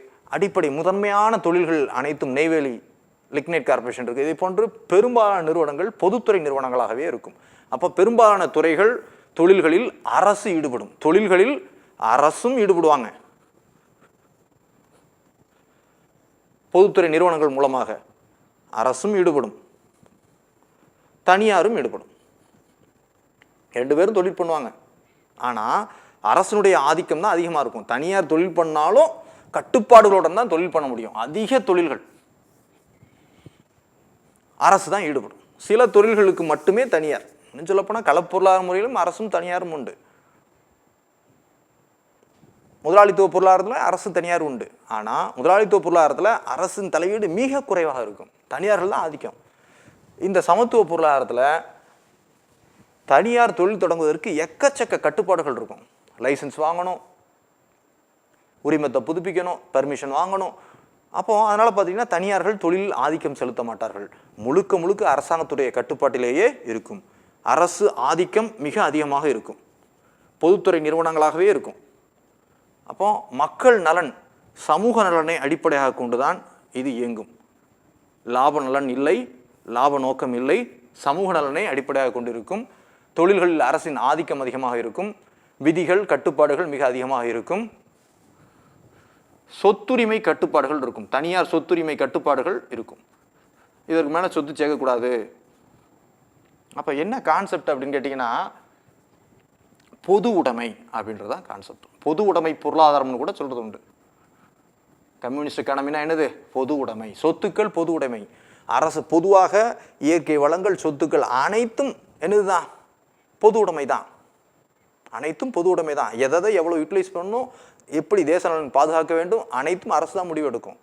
தனியார் சொத்துரிமை மற்றும் அதன் வாரிசுரிமை மீதும் கட்டுப்பாடுகள் இருக்கும். கேபிட்டலிசத்தில் முக்கியமே என்னன்னு கேட்டிங்கன்னா தனியார் சொத்துரிமை. அவன் சொத்து சேர்க்கறக்காக தான் அவன் தொழிலே பண்ணுறான். சொத்து அவனுக்கு அப்புறம் அவன் பிள்ளைக்கு அப்படிலாம் இருக்கும். இங்கேயும் அப்படி இருக்குது. ஆனால் பொது உடைமை பொருளாதாரத்தில் ஒரு குறிப்பிட்ட அளவுக்கு மேல் சொத்து சேர்ப்பதற்கு கட்டுப்பாடுகள் இருக்கும். இந்த சொத்துக்களை வாரிசுகளுக்கு டிரான்ஸ்மிட் பண்ணுறதுலையும் கட்டுப்பாடுகள் இருக்கும். அப்போ பணத்தின் மீதும் கேபிட்டல் மீதும் நாட்டம் குறைய தொடங்கும். இதில் இந்த சோசியலிஸ்டிக் என்று சொல்லக்கூடிய கம்யூனிஸ்ட் எக்கானமியில் சொத்துரிமை மீது கட்டுப்பாடுகள் உண்டு. தனியார் சொத்துரிமை மீது கட்டுப்பாடுகள். சொத்துக்கள் பொது உடைமை. சொத்துக்கள் பொது உடைமைனா என்னது? அரசாங்கத்தின் உடைமை பெற்றதாக இருக்கும். பொதுத்துறை நிறுவனங்களுடைய ஆதிக்கம் அதிகமாக இருக்கும். தனியார் தொழில் செய்வதற்கு மிக அதிகமான கட்டுப்பாடுகள் இருக்கும். அதனால் என்ன பண்ணுவாங்க? தனியார்கள் பெரும்பாலும் தொழில்கள் ஈடுபட மாட்டார்கள். அரசே முதன்மை தொழில்கள், அடிப்படை தொழில்கள் அனைத்திலும் ஈடுபடும். பணியாளர்களுக்கு வேலை வாய்ப்பை கொடுக்கும். பொதுத்துறை நிறுவனங்கள் மூலமாக தன்னுடைய மக்களுக்கு வேலை வாய்ப்பை கொடுக்கும். நேச்சுரல் ரிசோர்ஸஸை எந்த அளவு பயன்படுத்துகிறோமோ அந்த அளவுக்கு பயன்படுத்துவாங்க. பொது உடைமை நிலவும். தொழிலாளர் நலன் பாதுகாக்கப்படும். லேபர் வெல்ஃபேர், தொழிலாளர் நலன் பாதுகாக்கப்படும். கேபிட்டலிஸ்ட் எக்கானமியில் யாருடைய நலன் பாதுகாக்கப்படும்? முதலாளிகளுடைய நலன், தொழில் முனைவோருடைய நலன் பாதுகாக்கப்படும். இங்கே தொழிலாளர் நலனுக்கு முக்கியத்துவம் கொடுக்கப்படும். மக்களுடைய நலனுக்கு முக்கியத்துவம் கொடுக்கப்படும். சொத்துக்கள் பொது உடைமையாக்கப்படும். அரசு சொத்துக்கள் மக்களுக்கு சொந்தம். அப்போ அரசின் கட்டுப்பாட்டில் தான் இருக்கும். நிறைய பொதுத்துறை நிறுவனங்கள் இருக்கும். தனியார் நிறுவனங்களுடைய பங்களிப்பு மிக குறைவாக இருக்கும். சில தேவைகளுக்கு மட்டுமே தனியார் நிறுவனங்களுக்கு அனுமதி கொடுக்கப்பட்டு அவற்றில் அவர்கள் இயங்குவார்கள். அந்த தொழில் மீதும் எக்கச்சக்க கட்டுப்பாடுகள் இருக்கும். Reservation of industries, licensing of industries என்று எக்கச்சக்க கட்டுப்பாடுகள் மிக்கதாக இந்த பொது உடைமை பொருளாதாரம் என்று சொல்லக்கூடிய கட்டளை பொருளாதார அமைப்பு முறை இருக்கும். அரசின் ஆதிக்கம் அதிகமாக இருக்கும். அனைத்திலும் அரசுடைய கட்டுப்பாடுகள் இருக்கும். குடுமிப்பிடி, தனியார் தொழில் பண்ணாலும் அவனுடைய குடுமிப்பிடி அரசாங்கத்துடைய கட்டுப்பாட்டில் இருக்கும். இத்தகைய கூறுகளை கொண்டது தான் கம்யூனிஸ்ட் எக்கானமி அல்லது சோசியலிஸ்ட் எக்கானமி அல்லது கமாண்டிங் எக்கானமி அல்லது பிளான்ட் எக்கானமி. அனைத்துமே இந்த எக்கானமி தான். திட்டமிட்ட பொருளாதாரம், மைய திட்டமிடல் அமைப்பு இருக்கும். அரசனுடைய ஆதிக்கம் அதிகமாக இருக்கும். சமூக நலன், மக்கள் நலனை அடிப்படையாக கொண்டதாக இருக்கும். தொழிலாளர் நலன் முக்கியம் கொண்டதாக இருக்கும். தனியார் தொழில் மீது எக்கச்சக்க கட்டுப்பாடுகளை கொண்டதாக இருக்கும். அரசு பொதுத்துறை நிறுவனங்கள் எக்கச்சக்கம் இயங்கும். அதில் பொதுமக்கள் பணியாற்றுவார்கள். சொத்துரிமை மீது கட்டுப்பாடுகள் இருக்கும். தனியார் சொத்துரிமை, சொத்து மேலும் மேலும் சேர்ப்பதற்கான கட்டுப்பாடுகள் இருக்கும். அனைவரும் சமம். ஏற்றத்தாழ்வற்ற சமத்துவ சமுதாயம். ஏற்றத்தாழ்வுகள் இருக்காது. ஏற்றத்தாழ்வு அற்ற சமுதாயம். ஏற்றத்தாழ்வு அற்ற சமுதாயம் உருவாக்க இந்த சோசியலிஸ்டிக் எக்கானமி முயற்சி செய்கிறது. சரியா? வர்க்கபேதம் இல்லை. வர்க்கபேதம் இல்லை. கிளாஸ் வர்க்கபேதம், ஏழை பணக்காரம் என்ற வர்க்கபேதம் இங்கு இல்லை. ஆனால் முதலாளித்துவ பொருளாதாரத்தில் வர்க்கபேதங்கள் உருவாக தொடங்குது. இங்கே அதெல்லாம் இல்லை. இந்த பொருளாதார முறை தான் கம்யூனிஸ்ட் எக்கானமி அல்லது சோசியலிஸ்ட் எக்கானமி அப்படின்ட்டு பேர். இந்த சித்தாந்தத்திற்கு வழிகோலியவர்கள் கார்ல் மார்க்ஸ் மற்றும் ஃப்ரெட்ரிக் ஏஞ்சல்ஸ். இதை பின்பற்றிய முதல் நாடு ரஷ்யா, பின்னால் சீனா. ஆனால் அவர்களும் இந்த முறையை விட்டு படிப்படியாக நகர்ந்து கொண்டு மிக்ஸ்டு எக்கானமியை நோக்கி தான் நகர்ந்துட்டு இருக்கிறாங்க. இந்த சோசியலிஸ்ட் எக்கானமியிலும் குறைகள் இருக்குதா அப்படின்னா சில குறைகளை சுட்டி காட்டுறாங்க. அது என்ன குறைகள் அப்படின்னு பார்த்தீங்கன்னா, இதனுடைய நன்மைகள் என்ன? சோசியலிஸ்ட் எக்கானமி அல்லது கம்யூனிஸ்ட் எக்கானமியுடைய நன்மைகள் என்ன அப்படின்னு கேட்டிங்கன்னா, இப்போ தான் பார்த்தோம், சமூக நலன் பாதுகாக்கப்படுது. நன்மை என்ன? நன்மைகள் சமூக நலன் பாதுகாக்கப்படுது. ஏற்றத்தாழ்வு இல்லை. ஏற்றத்தாழ்வு இருக்கா? இல்லை. ஏற்றத்தாழ்வு இல்லை.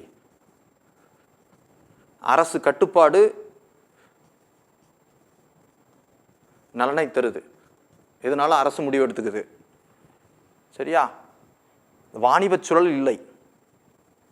ஏற்றத்தாழ்வுகள் இருக்காது, வாணிப சுழலும் இருக்காது. வாய்ப்புகள் மிக குறைவாக இருக்கும். வாணிப சுழலுக்கான, பிஸ்னஸ் சைக்கிளுக்கான ஏற்ற இறக்கங்கள் இருக்காது. பொருளாதாரம் சீராக போயிட்டே இருக்கும். வாணிப சுழல் குறைவு, மக்கள் நலன் பாதுகாக்கப்படுது, தனியார் மீது அரசு கட்டுப்பாடுகள், ஏற்றத்தாழ்வு இல்லை, வாணிபச் சூழல் மிக குறைவாக இருக்கு.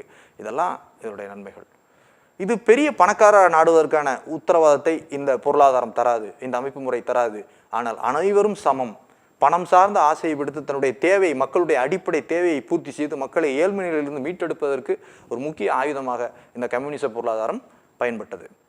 இதன் மூலமாக சமத்துவம் நிலைநாட்டப்பட்டது. வர்க்க பேதம், ஏழை பணக்காரர் என்ற வர்க்க பேதம் இல்லை. நம்ம இவ்வளவு சாதிய ஏற்றத்தாழ்வுகள், மத வேறுபாடுகள்லாம் கொண்டு இருக்கோம். உண்மையான வேறுபாடு என்னன்னு கேட்டீங்கன்னா வர்க்க பேதம் தான். பணக்காரர்கள் ஏழைகளை சுரண்டுகிறார்கள், ஏழைகளுடைய உழைப்பை சுரண்டுகிறார்கள், அவர்கள் மேலும் பணக்காரராகிறார்கள், ஏழைகள் அவ்வாறே இருக்கிறார்கள். அப்போ உலகத்தில் இரண்டு சமூகம் தான், ஆண் பெண் இல்லை, இந்த மதம் அந்த மதம் இல்லை, இந்த ஜாதி உயர்ந்த ஜாதி தாழ்ந்த ஜாதி அப்படிலாம் இல்லை. என்ன பேதம் தான்? ஏழை பணக்காரன் என்று சொல்லக்கூடிய வர்க்க பேதம் என்பதை அடிப்படையாக கொண்டதான் என்னது இந்த கம்யூனிச பொருளாதாரம். அப்போ அந்த வர்க்க பேதம் இல்லாத ஒரு சமுதாயத்தை உருவாக்குவது தான் இந்த சமத்துவ பொருளாதாரம் அதனுடைய நோக்கமாக இருக்குது. சரியா? உற்பத்தி குறைவு எனினும் அது மக்களுடைய தேவைக்கேற்ப தான் உற்பத்தி நடக்குது. விலை அரசினால் கட்டுப்படுத்தப்படுது. விலை ஏற்றம் இறக்கம்லாம் இல்லை, விலை அரசினால் கட்டுப்படுத்தப்படுது.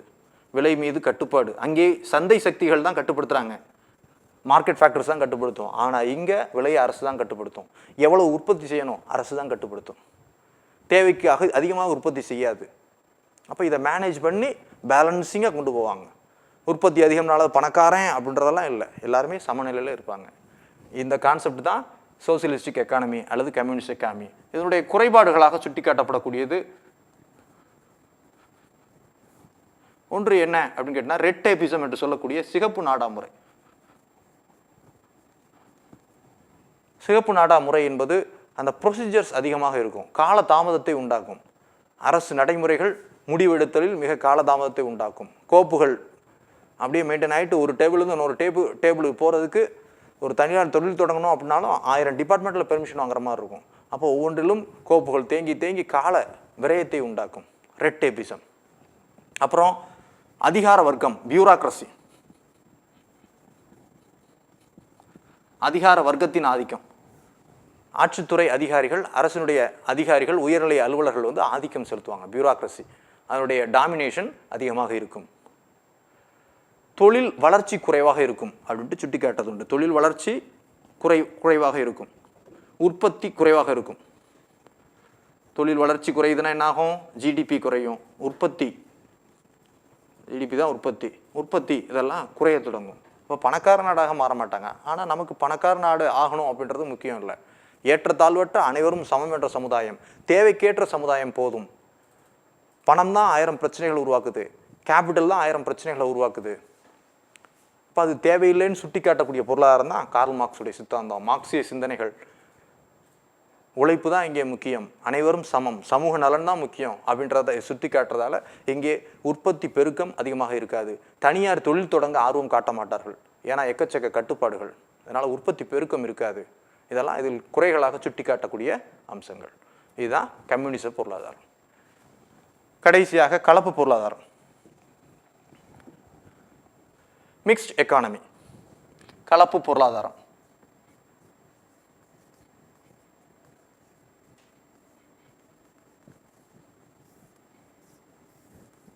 இந்த பொருளியல் சித்தாந்தத்துக்கு அடிப்படை யாரு அப்படின்னு கேட்டீங்கன்னா ஜான் மெனார்ட் கீன்ஸ் அப்படின்ற ஒரு பொருளியல் அறிஞர் தான். ஜான் மெனார்ட் கீன்ஸ் புதிய பொருளாதார கொள்கையின் தந்தை என்று அழைக்கப்படக்கூடியவர். J M Keynes, John Maynard Keynes. இவரை பொறுத்தவரை பார்த்தீங்கன்னா 1932 இவர் ஒரு புக் ரிலீஸ் பண்றாரு. The general theory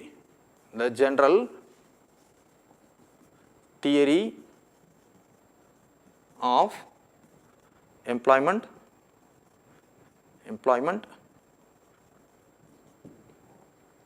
interest and money அப்படின்றது அவருடைய புத்தகம். The general theory of employment, interest and மணி.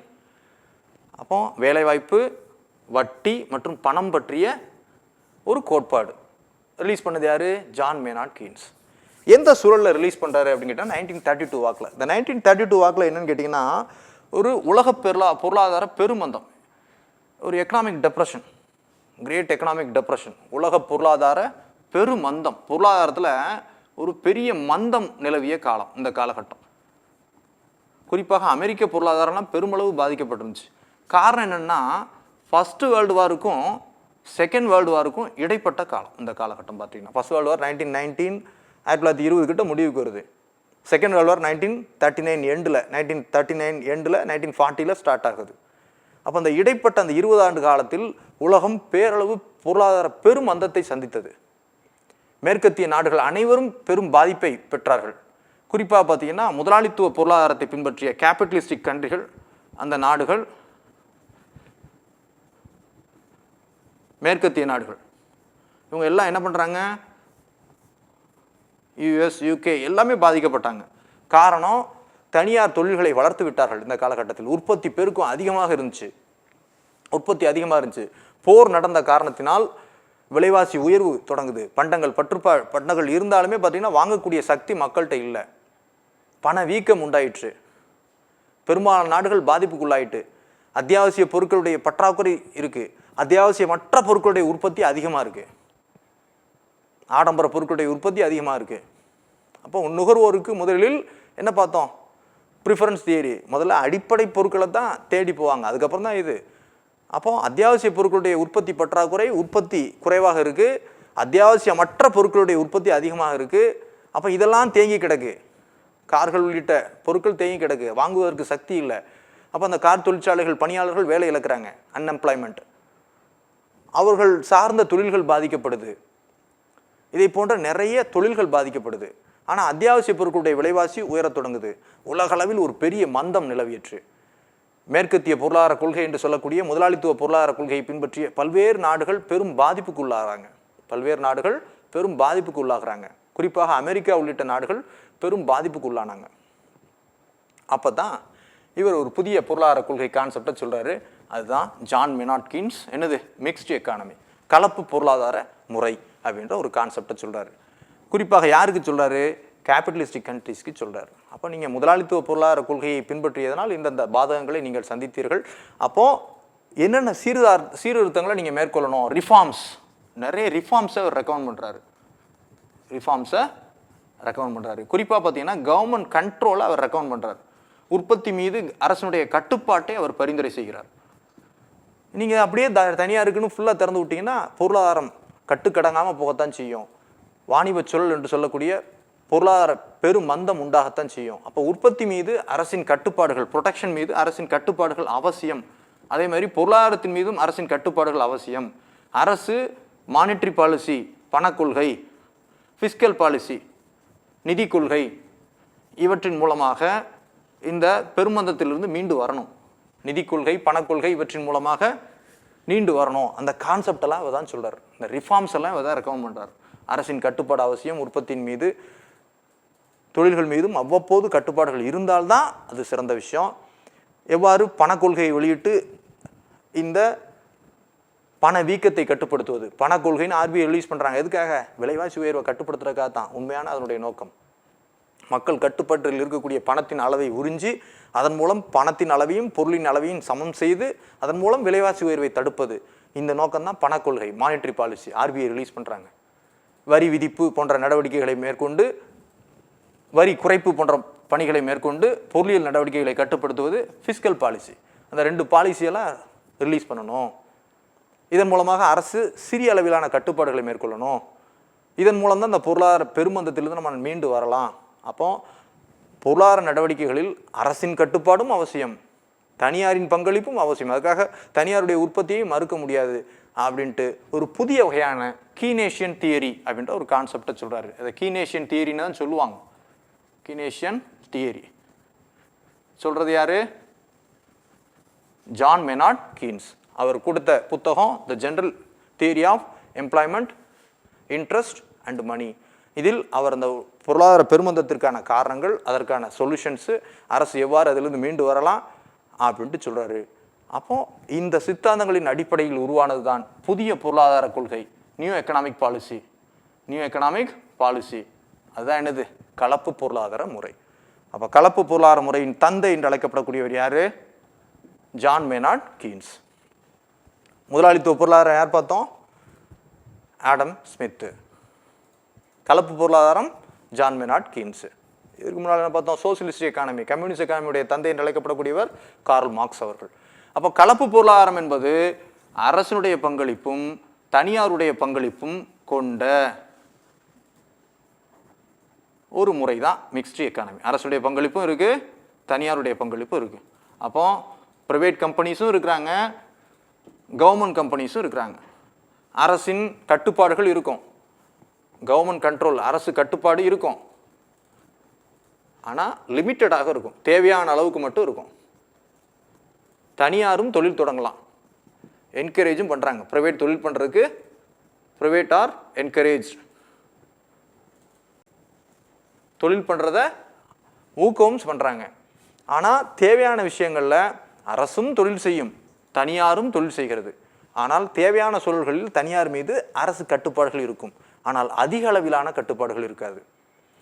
தனியார் தொழில் நடவடிக்கைகளை அரசு ஊக்குவிக்க வேண்டும், ஆனால் மக்கள் நலன் சார்ந்த முக்கிய தொழில்களில் அரசே மேற்கொள்ள வேண்டும். பாருங்க, அப்போ இதுதான் மிக்ஸ்டு எக்கானமி. இரண்டும் சேர்ந்து இருக்கணும். அரசு இருக்கணும், காரணம் அரசுகிட்ட கேபிட்டல் இல்லை, தனியார்கிட்ட கேபிட்டல் இருக்கக்கூடிய பட்சத்தில் என்ன இருக்கு? தனியார்கிட்ட கேபிட்டல் இருக்கக்கூடிய பட்சத்தில் அவங்களுடைய கேபிட்டலை யூஸ் பண்ணி ஃப்ளக்சுவேட் பண்ணணும். அப்போ வந்து பார்த்தீங்கன்னா தனியார் தொழில் செய்து அவர்களுடைய பணம் பரவலாக்கப்படவும் உற்பத்தி பெருக்கம் மேற்கொள்ளவும் இது ஊக்குவிக்கணும். எது? Mixed economy. அப்போ தனியார் தொழிலும் பண்ணலாம், அரசும் தொழில் பண்ணலாம். அத்தியாவசிய பொருட்கள், அடிப்படை பொருட்கள், மக்கள் நலன் சார்ந்த பொருட்கள், சமூக நலனை புறக்கணிக்கக்கூடாது. அப்போ அதுக்கு என்ன பண்ணணும்? அரசு பொதுத்துறை நிறுவனங்கள் மூலமாக தொழில் பண்ணுறாங்க. மக்கள் நலன் சார்ந்த பொருட்கள், அடிப்படை பொருட்கள், அடிப்படை பொருட்கள் இதெல்லாம் யார் உற்பத்தி பண்ணுறா? பொதுத்துறை நிறுவனங்கள் உற்பத்தி பண்ணுது. இது மற்ற பிற உற்பத்தி பொருட்கள் தனியார் மேற்கொள்கிறாங்க. அப்போ இரண்டும் கலந்த பொருளாதார முறை, government sector plus private sector இரண்டும் கலந்த பொருளாதார முறை தான் கலப்பு பொருளாதாரம். அப்போ சோசியலிஸ்ட் எக்கானமி என்று சொல்லக்கூடிய கம்யூனிஸ்ட் எக்கானமியில் உள்ள சிறந்த கூறுகளையும் அதில் சுட்டி காட்டக்கூடிய குறைகளை விடுத்து, அதே மாதிரி கேபிட்டலிஸ்ட் எக்கானமி, மார்க்கெட் எக்கானமி என்று சொல்லக்கூடிய சந்தை பொருளாதாரத்தினுடைய சிறந்த கூறுகளையும் எடுத்து இதில் உள்ள குறைகளையும் ரெக்டிஃபை செய்து ஒரு புதிய பொருளாதார முறையை ஜான் மேனார்ட் கீன்ஸ் அறிமுகப்படுத்துகிறார். கீனேஷியன் தியரி. இதுதான் new economic policy, mixed economy என்று அழைக்கப்படுது. இதில் அரசும் தொழில் தொடங்குது, தனியாரும் தொழில் தொடங்குது. மக்கள் நலன் சார்ந்த அடிப்படை தொழில்களை மட்டும் அரசு மேற்கொள்கிறது, பிற அனைத்து தொழில்களும் தனியாருக்கு அனுமதி வழங்கப்படுகிறது. தொழில்கள் மீது ஓரளவு கட்டுப்பாடுகள் இருக்கிறது. கம்யூனிஸ்ட் எக்கானமியில் எக்கச்சக்க கட்டுப்பாடு, மார்க்கெட் எக்கானமியில் கட்டுப்பாடுகளே இல்லை, லேசஸ் ஃபேர், ஃப்ரீ ட்ரேடு. ஆனால் இங்கே குறிப்பிட்ட அளவு கட்டுப்பாடுகள் இருக்குது. தேவையா தனியாருடைய குடுமையை பிடிச்சி இறுக்கிக்கலாம், இல்லையா லிபரலைஸ் பண்ணிக்கலாம். அப்போ தனியாரும் தொழில் தொடங்குவர். இதன் மூலமாக இரண்டும் சேர்ந்து நாட்டின் பொருளாதார வளர்ச்சிக்கு பங்களிக்கலாம். இதன் மூலமாக உற்பத்தியும் பெருகும், சமூக நலனும் பாதுகாக்கப்படும். இந்த கான்செப்ட் தான் என்னது? மிக்ஸ்டு எக்கானமி அப்படின்ட்டு பேர். இப்போ உலக அளவில் பொருளாதார நாடுகளை பொறுத்தவரை பார்த்தீங்கன்னா, பொருளியல் நாடுகள் இப்படி எடுத்துட்டோம் அப்படின்னு பார்த்தீங்கன்னா, இது சோசியலிஸ்ட் எக்கானமி பேட்டர்ன், இது கேபிட்டலிஸ்டிக் பேட்டர்ன் அப்படின்னு வச்சுக்கோங்க. இப்படி பார்த்தோம் அப்படின்னா நாடுகள் உடைய பங்களிப்பு மாறுபடுது. எல்லாமே மிக்ஸ்டு எக்கானமி தான் ஃபாலோ பண்ணுறாங்க, மிக்ஸ்டு எக்கானமி தான் ஃபாலோ பண்ணுறாங்க. இது சோசியலிஸ்டிக் எக்கானமி, இது கேபிட்டலிஸ்டிக் எக்கானமி. கேபிட்டலிஸ்டிக் எக்கானமி அப்படின்னா இந்த கூறுகள் அடிப்படையில் மாறுபடுது, அவ்வளோதான். அமெரிக்கா போன்ற நாடுகள் வந்து கேபிட்டலிஸ்ட் எக்கானமியை ஃபாலோ பண்ணுறாங்க, சீனா போன்ற நாடுகள் சோசியலிஸ்ட் எக்கானமியை ஃபாலோ பண்ணுறாங்க. இதில் கூறுகளின் அடிப்படையில் மாறுபடலாம், அவ்வளோதான், வேற ஒன்றும் கிடையாது. இப்போ இங்கிலாந்து, பிரான்ஸ்லாம் மிக்ஸ்டு எக்கானமி தான் ஃபாலோ பண்ணுறாங்க. என்ன? கேபிட்டலிஸ்டிக் போர்ஷன் அதிகமாக இருக்கும், இதுவே அதிகமாக இருக்கும், இது டாமினேட் பண்ணும். சீனா போன்ற நாடுகளும் மிக்ஸ்டு எக்கானமிக்கு மாறிட்டாங்க. என்ன அப்படின்னு கேட்டிங்கன்னா, அவங்ககிட்ட என்ன அதிகமாக இருக்கும்? கம்யூனிஸ்ட் பேட்டர்ன் அதிகமாக இருக்கும், இந்த கூறுகள் கம்மியாக இருக்கும், அவ்வளோதான். கேபிட்டலிஸ்டிக் கூறுகள் கம்மியாக இருக்கும், சோசியலிஸ்டிக் கூறுகள் அதிகமாக இருக்கும். இப்படி தான் போயிட்டுருக்கு. பெரும்பாலான நாடுகள் இந்த பிஸ்னஸ் சைக்கிள், உலக பொருளாதார மந்தம், கிரேட் எக்கனாமிக் டெப்ரெஷன், இந்த காலத்துக்கு பின் இந்த கலப்பு பொருளாதார முறையை தான் தேர்வு பண்ணிட்டு இருக்காங்க. என்ன தங்களுடைய நாடுகளுடைய சூழல், அரசியலமைப்பு, மக்களுடைய தேவைகள், இயற்கை வளன், தனியாருடைய ஆதிக்கம் இவற்றை பொறுத்து எந்த பொருளாதார கொள்கையை பின்பற்றுவது, சோசியலிஸ்ட் எக்கானமியை பின்பற்றுறதா அல்லது கேபிட்டலிஸ்ட் எக்கானமியை பின்பற்றுறதா அப்படின்ட்டு அந்த நாட்டினுடைய அரசாங்கங்கள் முடிவு செய்கிறார்கள். ஆனால் அதன் அடிப்படையில் கலப்பு பொருளாதார முறையிலேயே சமத்துவ பொருளாதாரத்தின் ஆதிக்கம் கொண்ட நாடுகள் சில நாடுகள் இருக்கின்றன. தற்போது ரஷ்யா, சீனா போன்ற நாடுகள் மிக்ஸ்டு எக்கானமி தான். ஆனால் அதில் எதனுடைய ஆதிக்கம் அதிகமாக இருக்குது? கம்யூனிஸ்ட் எக்கானமியுடைய ஆதிக்கம் அதிகமாக இருக்குது. அமெரிக்கா, இங்கிலாந்து, பிரான்ஸ் போன்ற மேலை நாடுகள் அவங்களும் மிக்ஸ்டு எக்கானமி தான். ஆனால் அதில் எதனுடைய ஃபேக்டர்ஸ் அதிகமாக இருக்குது? கேபிட்டலிஸ்டிக் முதலாளித்துவத்துடைய ஃபேக்டர்ஸ் அதிகமாக இருக்குது, சோசியலிஸ்ட் ஃபேக்டர்ஸ் மிக குறைவாக இருக்குது. அப்போ இப்படி தான் பின்பற்றி போயிட்டுருக்குறாங்க. சரியா? இதுதான் இந்த 3 வகையான பொருளாதார முறைகள். சரி, நம்ம இந்தியா இந்த பொருளியல் முறையை, இந்த பொருளாதார அமைப்பு முறையை பின்பற்றுது அப்படின்னு பார்த்தோம்னா அதை பார்ப்போம். சிம்பிளாக பார்த்துருவோம். சரியா? இந்தியா எந்த வகையான பொருளாதார முறையை பின்பற்றுகிறது அப்படின்னு பார்த்தோம்னா, இந்திய பொருளியல் முறை இதை விடுதலைக்கு பின் ஆஃப்டர் 1948 வரைக்கும் ஒரு பீரியடு, தட் இஸ் 2 பேஸாக பார்க்கலாம். இந்திய பொருளியல் முறையில் 47 to 91 இது ஒரு பேஸ், 91 to டில் டேட் இப்போ வரைக்கும் இது ஒரு பேஸ். இந்திய பொருளாதார முறையை பொறுத்த வரைக்கும் பார்த்தீங்கன்னா, இந்திய பொருளாதாரத்தில் இந்தியா தொடக்கத்திலே சொல்லியாச்சு, இந்தியா ஒரு கலப்பு பொருளாதார நாடு அப்படின்ட்டு சொல்லிட்டாரு. இந்தியா மிக்ஸ்டு எக்கானமியை பின்பற்றும், கலப்பு பொருளாதாரத்தை பின்பற்றும் அப்படின்ட்டு இந்த பாதையை யார் சூஸ் பண்ணிட்டா? நேரு சூஸ் பண்ணிட்டார். கலப்பு பொருளாதாரம் அப்படின்ட்டு சொல்கிறோம். கலப்பு பொருளாதாரத்தில் 47 to 91 வரையிலான காலகட்டத்தில் ஆதிக்கம் செலுத்தியது எது அப்படின்னு கேட்டிங்கன்னா, சோசியலிஸ்ட் எக்கானமி தான் ஆதிக்கம் செலுத்தியது. சோசியலிசம் ஆதிக்கம் செலுத்தியது. கேபிட்டலிசம் மிக குறைவாகத்தான் இருந்தது. ஆனால் புதிய பொருளாதார கொள்கை எல்பிஜி 91 அறிமுகம் செய்யப்பட்ட பின் தற்போது இப்போ நம்ம மிக்ஸ்டு எக்கானமி தான். இந்தியா மிக்ஸ்டு எக்கானமியில் சோசியலிசத்துடைய ஆதிக்கம் அதிகமாக இருந்தது, கேபிட்டலிசத்துடைய ஆதிக்கம் மிக குறைவாக இருந்தது. எப்போ? 91 வரைக்கும். ஆஃப்டர் எல்பிஜி பாருங்க, எதனுடைய ஆதிக்கம் அதிகமாயிடுச்சு? கேபிட்டலிஸ்டுடைய ஆதிக்கம் அதிகமாயிடுச்சு. இப்போ மிக்ஸ்டு எக்கானமி தான் இந்தியா, கலப்பு பொருளாதாரம் தான். எதனுடைய ஆதிக்கம் குறைஞ்சிருச்சு? சோசியலிஸ்ட் எக்கானமியுடைய கான்செப்ட் வந்து குறைய தொடங்கிடுச்சு. பொதுத்துறை நிறுவனங்களுடைய பங்களிப்பு குறைய தொடங்கிடுச்சு. இதுதான் வித்தியாசம். இன்றும் நாம் கலப்பு பொருளாதார முறையைத்தான் பின்பற்றுகிறோம். ஆனால் எதனுடைய கூறுகள் அதிகமாயிற்று? கேபிட்டலிஸ்டுடைய கூறுகள் அதிகமாயிற்று. காரணம், தனியாருடைய ஆதிக்கம், புதிய பொருளாதார கொள்கை அதற்கு வழிவகை செய்தது. ஹிஸ்டாரிக்கலாக பார்த்தோம் அப்படின்னு பார்த்தீங்கன்னா, நேரு முன்னால் இருந்த ஆப்ஷன்ஸ் வந்து என்னென்ன பொருளியல் முறைகள்லாம் ஆப்ஷன்ஸ் இருந்துச்சு அப்படின்னா இதே முறைகள்லாம் இருந்துச்சு.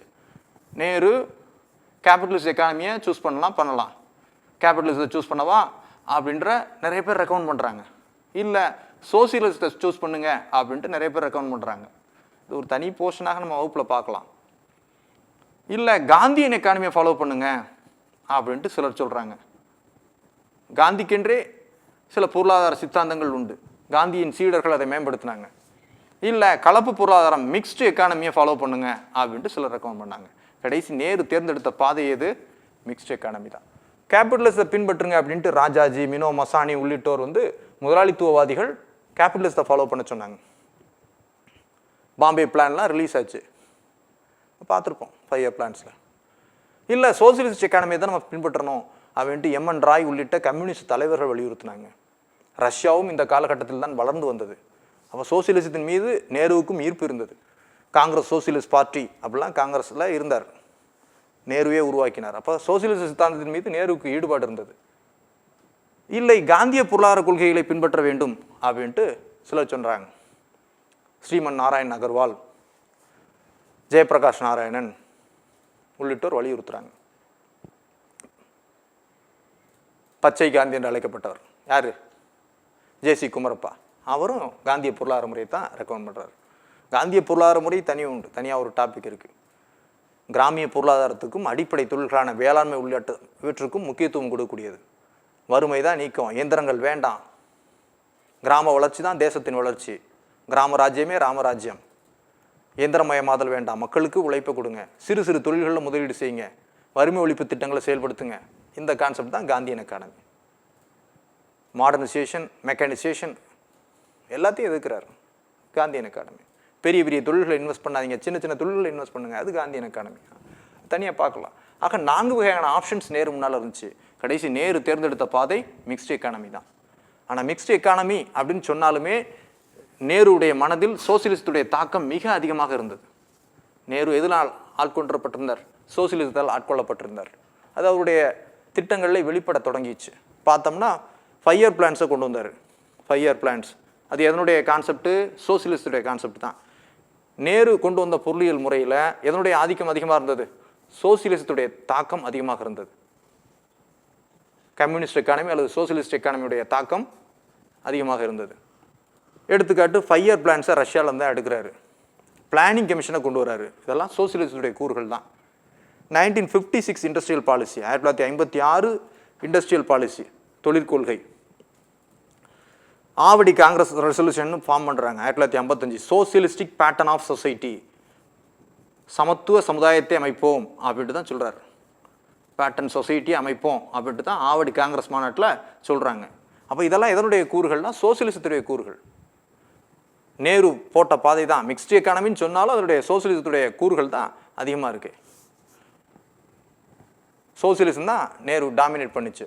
அவரே ஒரு சோசியலிசவாதி தான்.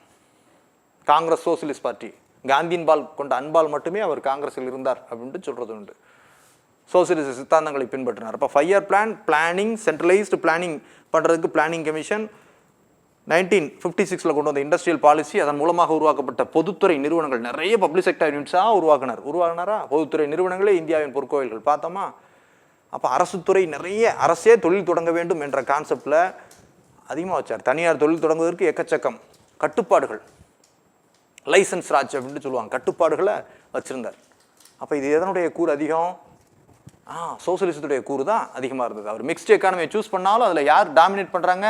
சோசியலிஸ்ட் தான் டாமினேட் பண்ணிச்சு. கேபிட்டலிஸ்டுடைய கூறுகள் மிக குறைவாகத்தான் இருந்துச்சு. கேபிட்டலிஸ்டுடைய கூறுகள் மிக குறைவாகத்தான் இருந்துச்சு. அடுத்து இந்திரா காந்தி வர்றாங்க. இந்திரா காந்தி என்ன பண்ணுறாங்க? இந்திரா கூடுதலாக தந்தையின் பாணியை தான் பின்பற்றுறாங்க. அவங்க பண்ணுறாங்க பாருங்க. 1969 nationalisation of banks, 1980 nationalisation of banks. வங்கிகளை தேசியமயமாக்குறாங்க. வங்கிகளை தேசியமயமாக்குறாங்க. தேசியமயமாக்குதல் என்பது எதனுடைய கூறு? சோசியலிஸ்டுடைய கூறு. பணத்தை கட்டுப்பாட்டில் இருக்கக்கூடிய வங்கிகள் அரசின் கட்டுப்பாட்டில் இருந்தால் தான் மக்களுக்கு கடன் வழங்க முடியும், பொருளாதார வளர்ச்சிக்கு அதை திருப்பி விட முடியும், வேளாண்மைக்கு கடன் வழங்க முடியும் என்று nationalisation of banks 1969 14 bank, 1980 6 bank nationalise பண்ணது யாரு? இந்திரா காந்தி. இப்போ தந்தையின் கொள்கையை பின்பற்றி அவர்களும் சோசியலிசத்துக்கு தான் முக்கியத்துவம் கொடுக்குறாங்க. இடையில் லால் பகதூர் சாஸ்திரி கொஞ்சம் பிரைவேடைசேஷன் பக்கம் திரும்பினார். ஆனால் அதுக்குள்ளே அவர் இறந்துடுறாரு. பின்னால் மொரார்ஜி தேசாய் 1977 இந்த காந்தியன் எக்கானமிக்கு முக்கியத்துவம் கொடுப்பார். மொரார்ஜி தேசாய் 1977 வராரு. அவர் காந்தியன் எக்கானமி, கிராம தொழில்களுக்கு முக்கியத்துவம் கொடுக்குறாரு. டிக்கு உருவாக்குறாரு, சிறு சிறு தொழில்களுக்கு முக்கியத்துவம் கொடுக்குறாங்க.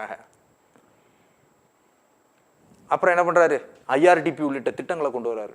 அது கிராமிய பொருளாதார சிந்தனையை மொரார்ஜி தேசாய் 1977 காந்தியன் எக்கானமியை ஃபாலோ பண்ணுறாரு. ஆனால் அந்த ராஜீவ் காந்தி கொஞ்சம் கேபிட்டலிஸ்ட் எக்கானமிக்கு ஆதரவாக திரும்புகிறாரு. அதை முழுக்க முழுக்க மாற்றியது புதிய பொருளாதார கொள்கை LPG. இது நம்ம தனி கிளாஸாக நல்லா இன்டீரியராக நல்லா விரிவாக பார்க்கலாம் LPGயை பற்றி. இப்போ சிம்பிளாக நம்ம என்ன எக்கனாமிக் சிஸ்டம் ஃபாலோ பண்ணுறதுன்றக்காக ஒரு சிம்பிளாக பார்க்குறோம். இதில் லிபரலைசேஷன், தாராளமயமாக்கல், அரசு மட்டுமே தொழில் செய்யலாம் என்ற அம்சங்களை தனியாருக்கும் திறந்துவிட்டு தாராளமயமாக்கப்பட்டது. பிரைவேட்டைசேஷன், நஷ்டத்தில் அரசு துறை நிறுவனங்கள்லாம் இயங்குச்சு. Red tapism, corruption. அப்போ என்ன பண்ணுறாங்க? அது தனியாருக்கு வித்துருங்கன்னு விற்றாங்க, பால்கோ உள்ளிட்ட கம்பெனிகள். அது பிரைவேட்டைசேஷன். குளோபலைசேஷன், உலக அளவில் வணிகம் செய்வதற்கு இருந்த தடைகளை நீக்குதல். அப்போ இதை கொண்டு வர்றாங்க. இதெல்லாம் கொண்டு வர்றது இதெல்லாம் எதனுடைய கூறு? கேபிட்டலிஸ்டுடைய கூறு. அப்போ 1991 யார் டாமினேட் பண்ணுறா? கேபிட்டலிசம் டாமினேட் பண்ண ஆரம்பிச்சிருச்சு. சோசியலிசம் சுருங்கி போச்சு. இந்திரா காந்தி நேஷனலைசேஷன் பண்ணுறாங்க. அவர் கட்சியை சேர்ந்த பின்னால் நரசிம்மராவ் மற்றும் மன்மோகன் சிங் பிரைவேட்டைசேஷன் பண்ண தொடங்கிட்டாங்க. நஷ்டத்தில் இயங்கக்கூடிய அரசு துறை நிறுவனங்கள் தனியாருக்கு விற்கப்பட்டது. அரசின் ஃபினான்ஸ் கம்பெனிஸாக இருந்த ஐசிஐசிஐ, ஹெச்டிஎஃப்சி, யூடிஐ, நம்ம ஆக்சிஸ்னு இருக்கு இல்லையா, இதெல்லாம் கவர்மெண்ட் ஃபினான்ஸ் கம்பெனிஸ் தனியாருக்கு விற்று இப்போ தனியார் வங்கிகளாக மாறிடுச்சு. அப்போ ப்ரைவேட்டைசேஷன் பண்ண தொடங்கிட்டாங்க. அப்போ கம்யூனிசத்துடைய கூறுகள், சோசியலிசத்துடைய கூறுகள் சுருங்க தொடங்கி கேபிட்டலிசம் டாமினேட் செய்ய தொடங்குது. 91 அப்புறம் நிறைய ரிஃபார்ம்ஸ் பண்ணியிருக்கோம். ரிசர்வேஷன் ஆஃப் இண்டஸ்ட்ரீஸ், அரசு மட்டுமே செய்ய வேண்டும் இருந்த தொழில்கள் தனியாருக்கும் திறந்து விடப்பட்டது. ரிசர்வ்னா அரசுக்குன்னு ரிசர்வ் பண்ணிட்டோம். இப்போ ரிசர்வ்னா தனியாருக்கு திறந்து விட்டோம்னு அர்த்தம். லைசன்சிங் பாலிசி, தொழில் செய்வதற்கு லைசன்ஸ் வாங்கணும் அப்படின்ட்டு நிறைய தொழில்கள் மீது கட்டுப்பாடு இருந்துச்சு. இப்போ 5 துறைகளை தவிர மீது எல்லாத்துலேயும் கம்பல்சரி லைசன்சிங் முறை இல்லை. இதற்காகவே நிறைய சீர்திருத்தங்களை பண்ணுறாங்க. எம்ஆர்டிபி சட்டம் ஒழிக்கப்பட்டது. ஃபெரா சட்டம் ஃபெமா சட்டமாக மாற்றப்பட்டிருக்கு. முன்ன என்னவா இருந்துச்சு, ஃபெரான் இருந்துச்சு, அப்போ ஃபெமாவாக மாற்றப்பட்டிருக்கு. எம்ஆர்டிபி சட்டம் ஒழிக்கப்பட்டு காம்படிஷன் ஆக்ட் கொண்டு வரப்பட்டிருக்கு. போட்டி சட்டம், காம்படிஷன் ஆக்ட் கொண்டு வர்றாங்க. அப்போ இதெல்லாம் எதனுடைய கூறு அப்படின்னா கேபிட்டலிஸ்டுடைய கூறு. தனியார் தான் ஆதிக்கம் செய்ய தொடங்குறாங்க. தனியாருக்கு தொழில்களை திறந்து விட்டாச்சு. சுங்க வரிகள் குறைக்கப்பட்டது. ஏற்றுமதி இறக்குமதி கட்டுப்பாடுகள் தளர்த்தப்பட்டிருக்கு. அரசு மட்டுமே செய்ய வேண்டிய தொழில்கள் தனியாருக்கு திறந்து விடப்பட்டிருக்கு. நஷ்டத்தில் இயங்கக்கூடிய அரசு துறைகள் தனியாருக்கு விற்கப்படுது. அதை காங்கிரஸ் பின்பற்றிய அதே கொள்கையைத்தான் தற்போதைய அரசுகளும் பின்பற்றுறாங்க. பொருளாதார கொள்கை அடிப்படையில் பொருளாதார சித்தாந்தம் 2 அரசுகளுக்கும் ஒன்றாகத்தான் இருக்கு. அப்போ 91க்கு பின் வங்கித்துறையிலும் நிறைய சீர்திருத்தங்கள். தனியார் வங்கிகள் தொடங்குவதற்கு மீண்டும் அனுமதிகள் கொடுக்கப்படுது. இன்சூரன்ஸ் செக்டார் தனியாருக்கு திறந்து விடப்பட்டிருக்கு. அந்நிய நேரடி முதலீடு அனைத்து துறைகளும் அனுமதிக்கப்படுது. இதெல்லாம் எதனுடைய கூறுகள்? கேபிட்டலிஸ்டுடைய கூறுகள். அப்போ நம்ம மிக்ஸ்டு எக்கானமி அப்படின்னு சொன்னாலும் இப்போ நம்ம இந்திய பொருளாதாரத்தில் ஆதிக்கம் செலுத்துவது எது? Capitalist economy. இந்திய பொருளாதாரம் தற்போது 3 வகையான அந்த கேபிட்டலிசம் மற்றும் கம்யூனிசத்தையும் கொண்டிருக்கு. காந்திய சிந்தனை நோக்கத்தில் சில காந்திய சிந்தனை திட்டங்களும் நம்மிடம் செயல்படுத்தப்பட்டிருக்கு. அதனால் காந்தியன் எக்கானமியும் அந்த இந்திய பொருளாதாரத்தில் டாமினேட் பண்ணுறது கேபிட்டலிஸ்ட் எக்கானமி. சோசியலிஸ்ட் எக்கானமி கொஞ்சம் இருக்குது, காந்தியன் எக்கானமி கொஞ்சம் இருக்குது. காந்தியன் எக்கானமிக்கான திட்டங்களாக நம்ம சில திட்டங்களை சொல்லலாம். Community development program 1952, 1975 20 point program, IRDP, Jawahar Rozgar Yojana, Sampoorna Grameen Rozgar Yojana, 100 நாள் வேலைவாய்ப்பு திட்டம், எம்ஜிஎன்ஆர்இஜிஎஸ், புறா திட்டம், இதெல்லாம் காந்திய திட்டங்களாக நம்ம பார்க்கலாம். அப்போ காந்தியன் எக்கனாமிக் பிரின்சிபிள்ஸும் இந்திய பொருளாதாரத்தில் அடங்கியிருக்கு. ஆனால் தற்போதைய காலத்தில் பன்னாட்டு நிறுவனங்கள் ஆதிக்கம் செலுத்தக்கூடிய இந்த காலகட்டத்தில் நம் இந்திய பொருளாதாரத்தில் ஆதிக்கம் செலுத்தக்கூடியது யார் ஆதிக்கம் செலுத்துறா? கேபிட்டலிஸ்ட் எக்கானமி தான் ஆதிக்கம் செலுத்துது. தற்போதைய இந்திய பொருளாதாரம் 91க்கு பின் யார் ஆதிக்கம்? கேபிட்டலிஸ்ட் எக்கானமி தான் ஆதிக்கம் செலுத்துது. சோசியலிஸ்ட் எக்கானமியுடைய தாக்கம் மிக குறைவாகத்தான் இருக்கு. அப்போ நம்ம இந்தியா என்ன எக்கானமி பின்பற்றுறோம்? மிக்ஸ்டு எக்கானமி தான். அதுக்காக இந்தியா கேபிட்டலிஸ்ட் எக்கானமி பின்பற்றுதுன்னு சொல்லக்கூடாது. இந்தியா ஒரு கலப்பு பொருளாதார நாடு. தற்போதைய சூழலில் இதில் எது ஆதிக்கம் செலுத்துது? முதலாளித்துவ பொருளாதாரம் ஆதிக்கம் செலுத்துகிறது. அதில் உள்ள குறைகள் நம்ம ஏற்கனவே பார்த்துட்டோம். அப்போ அதனுடைய நன்மை தீமைகளையும் பார்த்துருக்கிறோம். கலப்பு பொருளாதாரத்தில் முதலாளித்துவ ஆதிக்கம் மிக்க பொருளாதாரமாக இந்திய பொருளாதாரம் தற்போது விளங்குகிறது. அவ்வளோதான். எக்கனாமிக் சிஸ்டம், எக்கனாமிக் ஐடியாலஜிஸ் புரியுதா? அப்போ இதை புரிஞ்சுக்கிட்டோம்னா அடுத்து ஒவ்வொரு விஷயங்களையும் பார்க்குறதுக்கு நமக்கு ஈஸியாக இருக்கும். இது வந்து கான்செப்ட் வைஸ் தான். டேட்டா வைஸ் கொஸ்டின் வந்து லிமிட்டடான கேள்விகள் தான் கேட்பாங்க. என்ன கேள்விகள் கேட்பாங்க? நம்ம பேசிக்கான கொஸ்டின்ஸ். பொருளாதாரத்தின் தந்தை ஆடம் ஸ்மித்து, அவர் எழுதிய நூல் வெல்த் ஆஃப் நேஷன்ஸ் எந்த ஆண்டு வெளியாயிற்று? 1776. டிவிஷன் ஆஃப் ஒர்க்கை யார் கொண்டு வந்தா? Adam Smith. அப்புறம் மைக்ரோ எக்கனாமிக்ஸ், நுண்ணிய பொருளாதாரத்தின் தந்தை யார்? Adam Smith. அதுதான். அப்புறம் கம்யூனிசத்தின் தந்தை, சமத்துவத்தின் தந்தை, கம்யூனிஸ்ட் எக்கானமியுடைய தந்தை யார்? சமத்துவ பொருளாதார தந்தை யார்? Karl Marx. அவர் எழுதிய நூல் என்னது? Toss capital. புதிய பொருளாதார கொள்கை என்று சொல்லக்கூடிய கலப்பு பொருளாதார கொள்கை அறிமுகம் பண்ணவர் யார்? John மெய்னார்ட் Keynes. அவர் எழுதிய நூல் என்னது? The theory of employment, interest and money அப்படின்றது அவர் எழுதியது.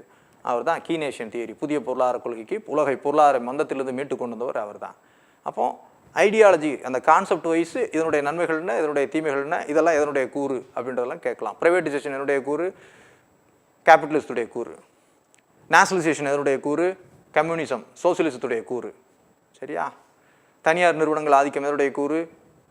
முதலாளித்துவத்துடைய கூறு. அரசு நிறுவனங்கள் ஆதிக்கம் எதனுடைய கூறு? சோசியலிசத்துடைய கூறு. ரெட் டேபிசம் எதனால் உண்டாகுது? சோசியலிசத்தால் உண்டாகுது. பியூரோக்ரஸி ஆதிக்கம் எதனால் உண்டாகுது? சோசியலிசத்தால் உண்டாகுது. இப்போ இந்த ஐடியாலஜி வைஸ் நீங்கள் புரிஞ்சுக்கிட்டா இந்த போர்ஷன் வந்து இதனால் எக்கனாமிக்ஸை நீங்கள் புரிஞ்சுக்கிறதுக்கு ஈஸியாக இருக்கும். ஸோ எக்கனாமிக் சிஸ்டம்ஸ் என்பது இதுதான். இது இன்னும் இன்டீரியராக நீங்கள் பார்க்கணும் அப்படின்னா ஒவ்வொரு டேட்டாக்கள் வைஸ் பார்க்கணும்னா டேட்டாக்களில் கான்செப்ட் தான் சொல்லியிருக்காங்க.